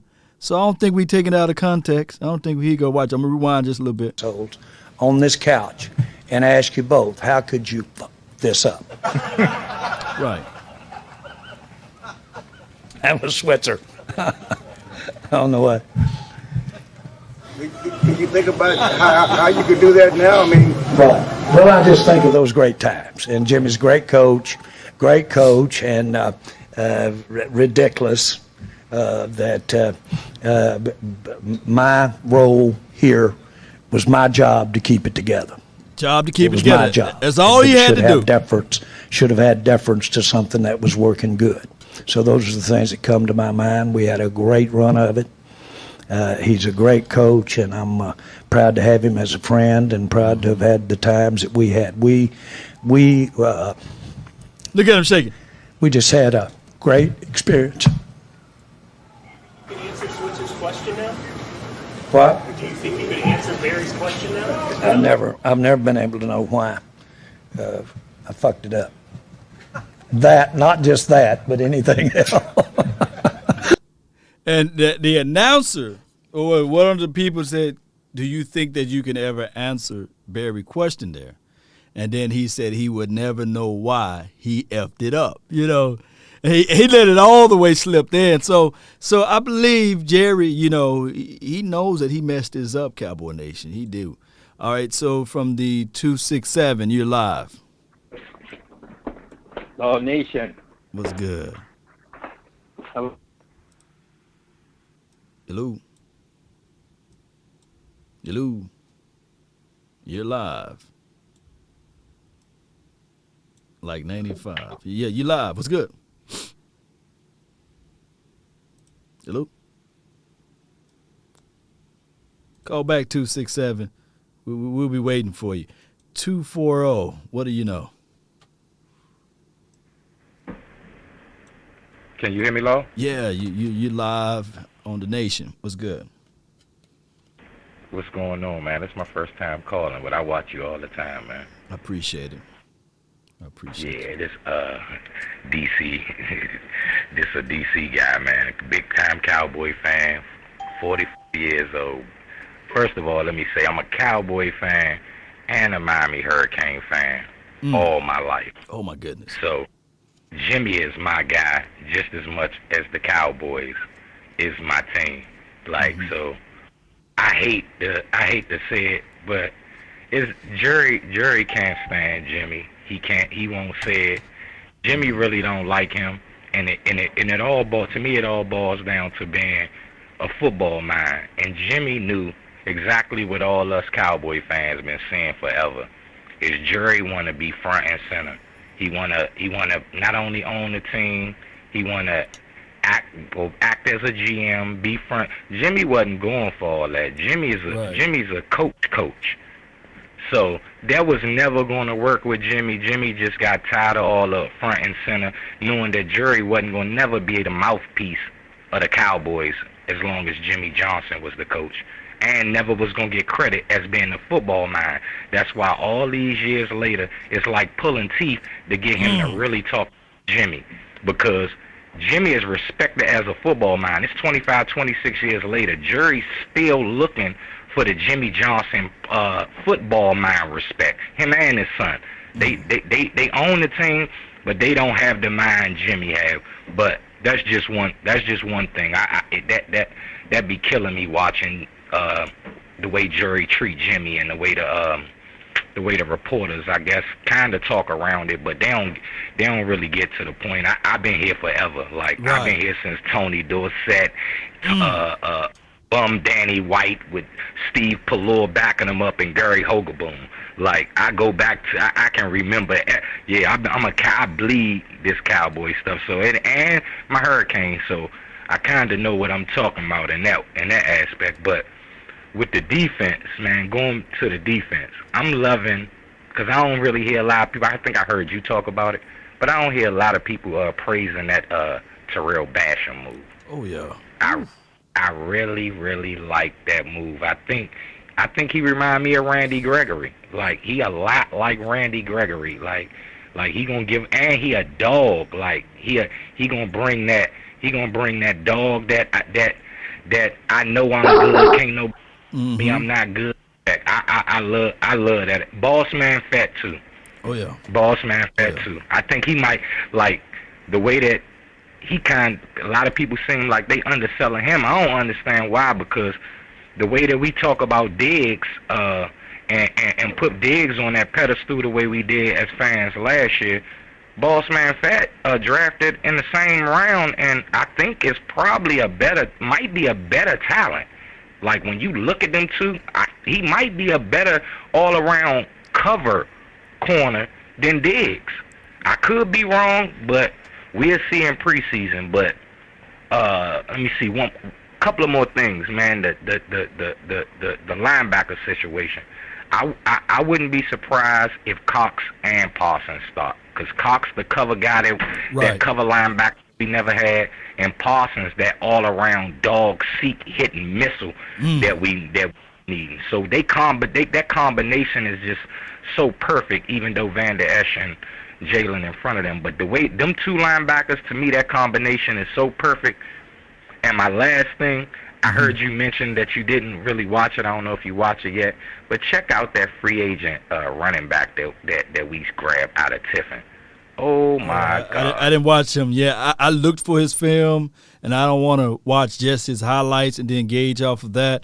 So I didn't get a chance to get into him as far as his running ability. So you saying that he is the truth, huh? I can't say well, let me go back, because I don't want to lie, act like I've seen film on him. All I've seen is the highlights. But a lot of the players, that's usually a lot of the players, most of the time that's what you get. Facts, and just off the highlights, I mean, even though they highlights, like he got wiggle like Tony. He might got more shake and bake than Tony P. I don't know. Tony Pollard might be faster, and I heard the other caller mention the kick returner thing. I think once he get comfortable in that kick returner role, like, cause he broke all types of records in punts and kick returns in college. So Tony can really, really, really, really do kickoff return. He just got to get. I know he made some mistakes last year, but I like Pollard in that kickoff and punt return. I think he one of the maybe this year he might get a couple of touchdowns. I think he's capable. Yeah. Hey, the hardest thing to evaluate during like training camp will be the running backs, because you can get away with so much until you get to preseason. Then that's when you can still look at some of the philosophies of the running lanes and seeing how they look when they run through A gap or B gap. So I'll be looking at that. And you made some good, valid points about Basham. People fail to realize that Basham, he was drafted by the Colts to fit their system. And the Jets looked at his skill set and said, man, we just can't let this furniture lay outside, when they got rid of him from the Colts, because they only squeezed him off so that they can make a roster room for somebody else. And he's been fighting to get back into a system that he can shine. And I believe that this system with Dan Quinn, Basham might be a surprise to everybody because he fits. Yeah, man, I definitely think Basham going to surprise people. And one more sleeper player, the kid that we got, well, I don't know how young he is for sure, but the guy, Maurice Canada, that we got from Jets. Yeah. I just remember that game when we played against him, and he made Amari check out the game, and he was a problem and talking big trash that whole game that we lost to the Jets with Donaldson that day when they were sorry, but they beat us. But I just remember number 37. That was his number then. I just remember him being big and being in everybody's face. So hopefully him sitting out a year, he bring that dog and that type of corner to and surprise a few people. But thanks a lot. I appreciate you, man. Anytime for the 240, man, DC. Let's pull up. I'm gonna give 267 another chance at this thing. 267, you're live. Can you hear me now? Oh yeah, you're live. Yes, indeed. What's good? It's Jay Worthy, baby. Oh, let me save your number. Let me save your information on here. But go ahead, man. What you got for the show? What's up? First of all, let me tell you, congratulations on the HBO content that we're about to witness. Law, this is your world. I don't want to talk as much. Just give the nation a preview of what we got to look for. Oh, yeah. They reached out to me earlier this morning and said, hey, we've been reviewing some of your stuff, and we just want to know if you give us rights to use your clips and some of the information that you put out as relates to the Dallas Cowboys. And I said, yeah, it's HBO, and the NFL partnering up with them. So I gave them true permission to use all and any of my clips and anything that I do. So they reached out to me on some other legal things, too. So it's all good, man. And shout out to HBO. I might switch it around to LBO now, Yes, sir. Yes, sir. Lord, listen, I'm happy for you because you deserve it. Because all the content, the work, and the effort, the sweat, blood, and tears, and the family sacrifice. See, a lot of people have to understand what it takes to be a family man. Because, I'm one myself, married man, 2 children. And two, remember, I had my daughter. Mm-hmm. Oh, yeah. Oh, congratulations on that. Yeah. So it was on the 24th or the 25th of last month, right? The 26th. The 26th. Okay. Congratulations on that, man. Yes, sir. And I know you was like, hey, Jay, stay home, stay with the family. Don't come out here to Oxnard. I'm going to get all the film that you need. So give the nation, give your boy a shout out. Out there and represent for us, man, because you really, really doing it for us, man. We appreciate that very, very much. I appreciate you, man. But the point I was thinking about is only Barry Switzer, because he coached Jimmy Johnson and Jerry Jones back at Arkansas. Only he can come in and sit them down and give them some explicit information like that. Hey, listen, what y'all doing? And because it's the relationship that he had with them. And Jerry Jones know he messed up. Yeah. Because if you think about it, we had the championship pedigree, we had the coach, but with men, pride get into the way. Mm-hmm. Especially when you want to be, front and center. You're the owner. You're everything. You're making all the moves. There was no cap at that time and stuff like that. You feel as though that you're the man. Like we say, that was a real coach, a player's coach, a coach of men, a leader, and we needed that. And the first step to healing was admitting it, as you said, but now he has to correct it and get Jimmy Johnson up in that Ring of Honor, man. That's crazy. He deserved to be up in there for the whole entire fan base. Oh yeah, I mean that will release some of the demons, the curses, that's going on with this team as it relates to weird things that happen out of the blue. I believe that Jimmy Johnson belongs in that Ring of Honor, and I think that the Jerry Wayne Jones and John Stephen Jones need to make that thing happen. I know that he's going to the Hall of Fame, which is good, but as far as from a Cowboys legacy, we need to, when we go into those games, we need to look up and we need to see Jimmy name up there. We do. Exactly. Because to me, I know the Hall of Fame is good, but that's way over there. I want something that's here. So when I go to the game, we look up, and I can tell my daughters, you see that coach right there? 20 years from now or 15 to 20 years from now, I can see that coach right there. Man, he made me fall in love with this game. Man, he taught good morals. He talked about, hey, if a 4,000-pound gorilla come into the room, you hit him with all you got, and then you take off. That's coach. And, hey, and the coach said, hey, if you got asthma and all of that, I'm gonna say the PG-13, the asthma field is over there. That's coach. That's meaning that I'm not going to leave, or I'm not going to give you no amount of excuses so that you can use and utilize for your results. No. We want things to happen, and it's all predicated upon your sweat equity, and that's what Coach brought to the table. Yeah, his staple was here. His mark was made here. The Hall of Fame, great accomplishment. That's just an extension, of the mark that he made with the Cowboys. That's all. That's just becoming famous for what you did, while you were the coach for the Dallas Cowboys. That's your mark. That's in the Hall of Fame. That's what made you. You get the bus. You get everything. You're famous for what you've done, but you did it here. And just like the coach we have now, Mike McCarthy, like you said, you gave him a mulligan. Now you're giving him a pass. Yeah. I look at it as like this. When you come into a new relationship, say you're dating a woman, the first person that you're introduced to is the representative of the person. Right. Because you don't really get to know the person until you build a relationship, until you get to live with them, stay with them, know all their imperfections, their ins and outs, and all that. So that's what we have with Mike McCarthy. You know, that COVID year, that's the mulligan. Yes, This year, now, this is where you start to build a relationship with the Cowboys and the fan base, and this is where we get to know you. Even if we have a less successful year, which I mean by not winning the Super Bowl. Right. You know, like it's good with me. Now, the real judging is next year. Mm-hmm. The real judging for me is I next see what year. you're saying. So you're looking at it like a 3-year process. So like this year, we just want to be able to just installment, make sure everybody playing relaxed, understanding what needs to be done, and then next year will be really, really crazy for us, right? Yeah, because the majority of our team is new players, rookies.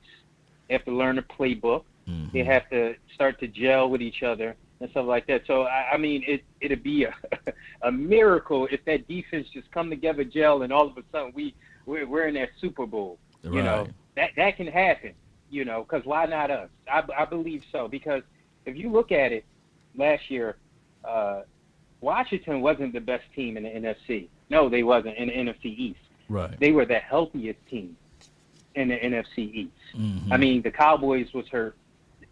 We lost our starting quarterback, our whole offensive line. I mean, we were juggling players here and there. You look at the New York Football Giants losing Saquon Barkley and some of their players. Then you look at the Philadelphia Eagles. Their offensive line was abysmal. Their quarterback situation was juggling. But Washington was the only team that really stayed intact. And so that's why they only won one game ahead of us. You know, so they wasn't the best team. They Facts. just was the healthiest team at the time. No doubt, man. Man, Jay, man, you always bringing in some good content for me to share as far as your information of the game and everything. Really appreciate you, man. Take care of little one. What else you got for the show before I let you go? Nothing. I'm just looking at it like this. This team is different, Law. You see it. We all see it. The off season. Normally we have turmoil. Zeke and Cabo, Dak's contract, Tink's contract, Zeke's suspension, a player running into with the law, giving TMZ a reason to be relevant. But right now they're bored. They're bored, you know. And so that's what I see. I see content of Zeke working out, all the players working out, cluing in, they're focused. That's why I said this is, and even Jane Slater said it. She said on NFL Network, listen, she said, I know I've been covering the Dallas Cowboys for years, and I've been always saying that, you know, the expectation is high. She said, but it's something different. It's something different in the locker room with the guys, you know, and it gives it a competitive edge because sometimes when we're looking at this roster, we don't know who's starting. We're guessing and hoping and supposing. But this is gonna be good. And you know that, Law. You know it, I know it, Cowboys Nation knows it. No doubt, man. Really appreciate you so much, Jay. Worthy. Yes, sir. Yeah. Yes, sir. My man, Law, 215 Philly. You're going to be down there with Okoye. All of them represent for us. Yeah. Give your boy a shout out. Give us all that content. You know, congratulations to you. We love what you do. Looking forward to seeing you on HBO, which really is LBO. Let's get it. Let's go. All right, that was the my dog over there, Jay Worthy, man, always calling in with some good information, and congratulations on him and his new one. You know how that goes, right? Yeah. So, Cowboy Nation and beyond, there's nobody else that's waiting to call in. Let's get right back to the program right here. I really appreciate everybody for being part of the nation. Thank you guys for just spending your time and being with me on this long episode today. But your boy, your brother from another mother, no other, don't look like Danny Glover, is hungry. I'm hungry. I ain't talking about just the PhD, the poor, hungry, and determined side of it, but I got to go grab me some lunch, something to eat, and appreciate those who donated. Thank those who supported by doing the stars. I really appreciate that on the Facebook group and thank those who shared the content. That's always a plus. That's good. I call it the SGs. That's share gang. I really appreciate that. And on top of that, all of the HBOs helping a brother out. And shout out to HBO as well for reaching out to me and sprinkling some of Mama's cooking over here. Shout out to Kwame Brown for that. I told you guys I'm going to take that from him. Yeah, that Mama's cooking. So I really appreciate them. Let's go, Cowboy Nation. Write this down. This is to do with the mindset, the fabrications of your thoughts, your heart, your soul, and sinew. The phone lines are now closed. Yeah. Write this down, Cowboy Nation. Keep your mind together. Oh, let me bring up this point. I had to bring up this point for what Jay Worthy said, man. It's very valuable, man. Very valuable. He said the first time you meet somebody, you see the representations of themselves, right? They want to look perfect. They want to say everything right. They eat with a napkin. They might have a salad fork in a regular fork and a spoon and all of that stuff, right? But then when you get a chance to know that person a little bit more, they say, man, the hell with this napkin. You know, just give me any fork, any silverware. I eat the salad or I eat the steak or I eat whatever I want anyway. That is the real person, right? When you've been around them long enough where they can go use the restroom, right? Without telling you, hey, can I use the restroom? That type of groove. And if you ever paid attention to Mike McCarthy, something is different about him this year. Oh, he got his beer gang out, right? He wearing his shades. That's what made me put my shades on, man, inside. Because he relaxed. Don't sleep on that, Cowboy Nation. Jay Worthy brought up a major point. That's not a minor. He's been himself. I think he was the first one to say a cuss word in that interview. So this goes a long way. So now we'll be able to see the true Mike McCarthy and not the placebo one or the fake one or what have you. But write this down if you can, Cowboy Nation. If you want a thing bad enough to go out there and fight for it, to work day and night for it, to give up your time and your peace and your sleep for it, if all of your desires of it makes you quite mad enough that you don't get tired of it, and it makes you hold all other things tawdry and cheap for it, if life itself seems empty and useless without it, and all that you scheme and dream is about it, if you'll gladly go out there and sweat for it and fret for it and plan for it and lose all terror of God or man for it, if you will simply just simply go after the thing you want with all of your capacity, strength, and scorgasity, with faith, hope, and confidence, and stern pertinacity. If neither cold, poverty, or famish, or fame, or sickness, or body, or brain can turn you away from the thing you want. That could be that Super Bowl. That could be that Ring of Honor, Jerry. That could be that Lombardi, Jerry.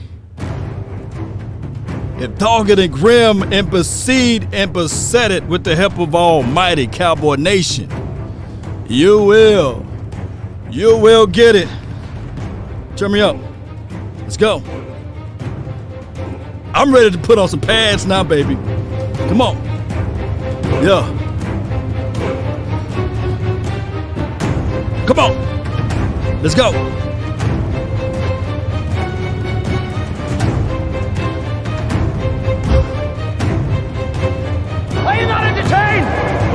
Are you not entertained? This is Sparta! I want me some glory hole.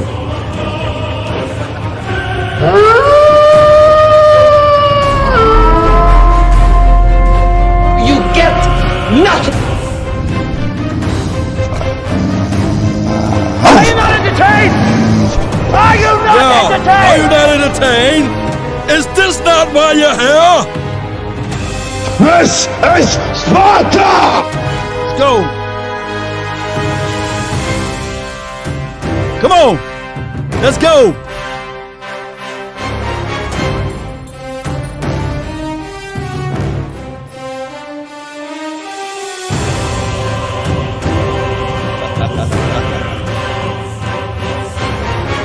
Yeah, John Hill, baby. Let's go hit something, baby.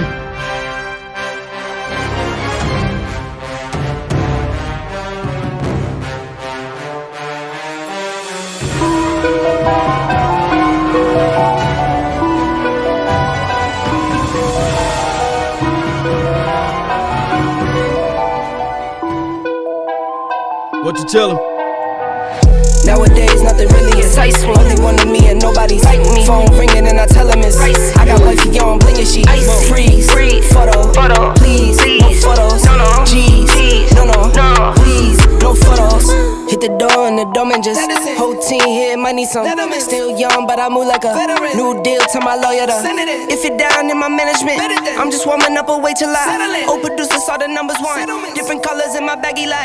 Chalk it up, talk of the time when you're talking up. Wanna get you a ring and you tough enough. Wanna get you new things with your pockets up. It's DC for life, baby. I used to be quiet and out of luck. Now I move up and move humble cause they hate and the jealousy. My mama telling me count up your blessings and run it up. Count 'em up. Nowadays nothing really excites me. Only one of me and nobody's like me. Phone ringing and I tell him it's ice. I got wifey on blingin', she freeze. Photo, please, no photos. G's, no, please. Tell him, baby. I keep giving game. Shout out time. Where y'all from, baby? I got paid to play today. Shout out to Patrick. Shout out to Sadiqua. Appreciate you for calling in. Tony, what's good? Mario, I see you on the Facebook group. Take the pain away. In my own lane, finger roll. I would never sell my Appreciate own the soul. sip. Heard your whole team was for sale. Heard For it's on that the market for the low. Who the realest, we might never know. 99, All this acting, you can play a 99, role. 99. Give you the world when they sign you up. Try you out and then they line you up. Ooh. Now Come you're on. looking hungry, ribs and Shout out to Lee touching Grant, me some food. YouTube. Now Yeah, you're appreciate all you. on live acting surprised, but you was Choctaw. fooled. Boy, get out the way. The Ohio State, Montana, 808. Lay it straight. Cali. Nowadays, nothing really excites me. Only one of me and nobody's like me. Phone ringing and I tell him it's ice. I got wifey on blingin', she freeze. Photo, please, no photos. G's, no. Let's have that beat come in. No photos. Nowadays, nothing really excites me. Only one of me and nobody's like. I ran up a check, I might Come on, do read it it up. again. Enemies close, had me thinking they're friends. Jersey 10 City in the toes house. down, I What's be good? to the end. Crib outside the Cubio. city, I don't feel safe in my hands. Took so many years, I Lamb, was waiting 88. for the wins. I'm in debt to no one but the one who took my sins. Watch how that beat I come do in. it for real, it's no reason to pretend. If I do it once, I do it again. Add it up, bankroll, euro, peso, add it up. Shout out to all of my water drinkers out there. Add it up, Here we go. bankroll, euro, peso, add it up. I'm just doing me, everything is on me. Oh, you matter what? Add it up. Told her if it's all me, everything is on me. Gon' back it up. Choctaw saying his Buckeyes will win it Do me, why you hating this on year. me? It's not adding up. Who y'all quarterback again? Truck, country heart, I might cop a farm and go act up. Lot of scars, I was cold hearted, now I'm back up. Keep it real, I do this once a month. If you watch all the way to this point the money and go stack up. Only buy and you have not subscribed, all that other bull, it don't matter much. You only climb me, I put the ladders up. No fault, I done doubled up on the workload. I think I fell in love with the bankroll. Pray up, if you get didn't money, like then this we lay channel low, then so we lay far, low. especially on Facebook, Bankroll, euro, peso, add it up. I'm just doing me, everything is on me. Oh, you matter what? Add it up, bankroll, euro. if you don't follow the nation, Add it up. I'm just doing me, everything is on me. Oh, you shout out matter to what? Compton, baby. Trucker Life 78. Come on. Me, gon' back it up. Matter what? Told you I'ma do me. Why you hating If you on haven't me? shared this content yet, what are you doing? Everything is on me. Gon' back it up. Matter what? Told You you haven't told your friends, your neighbors, and foes about Law Nation. Oh man, we just gonna mellow this thing out just a little bit for everybody. But before I do that, come on. Yeah, we rolling, we riding, we grinding, baby.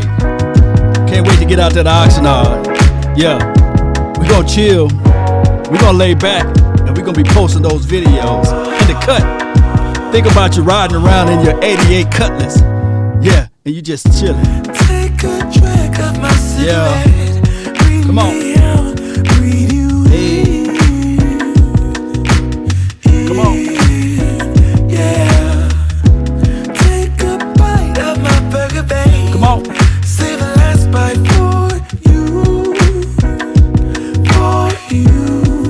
Ooh. Don't let the street lights Jacktown, I see you. G-Mac. Shout out to Coach Prime. You know it's dangerous to go alone. Shout out to Freelon. Don't let the street lights Spent about 20 racks there almost, collectively. Come on. Shout out to Mike Adams. Wherever you go, whatever you do, where you do.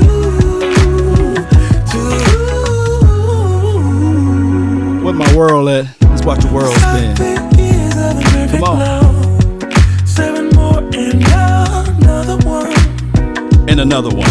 And another Yeah. one. Come on.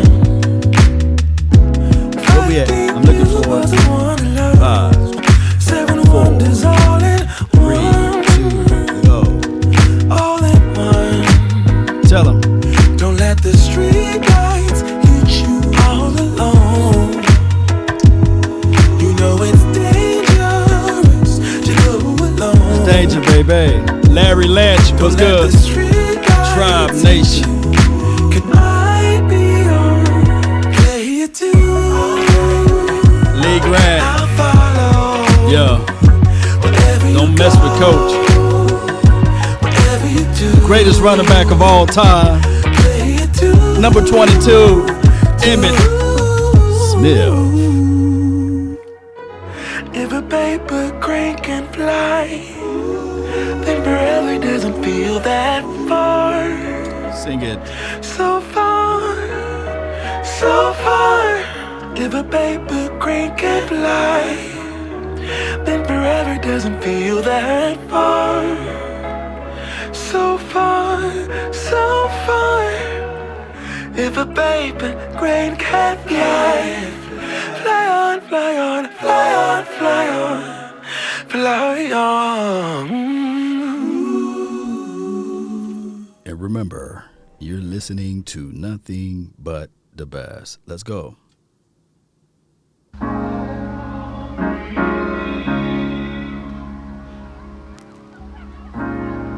You have to be your biggest fan.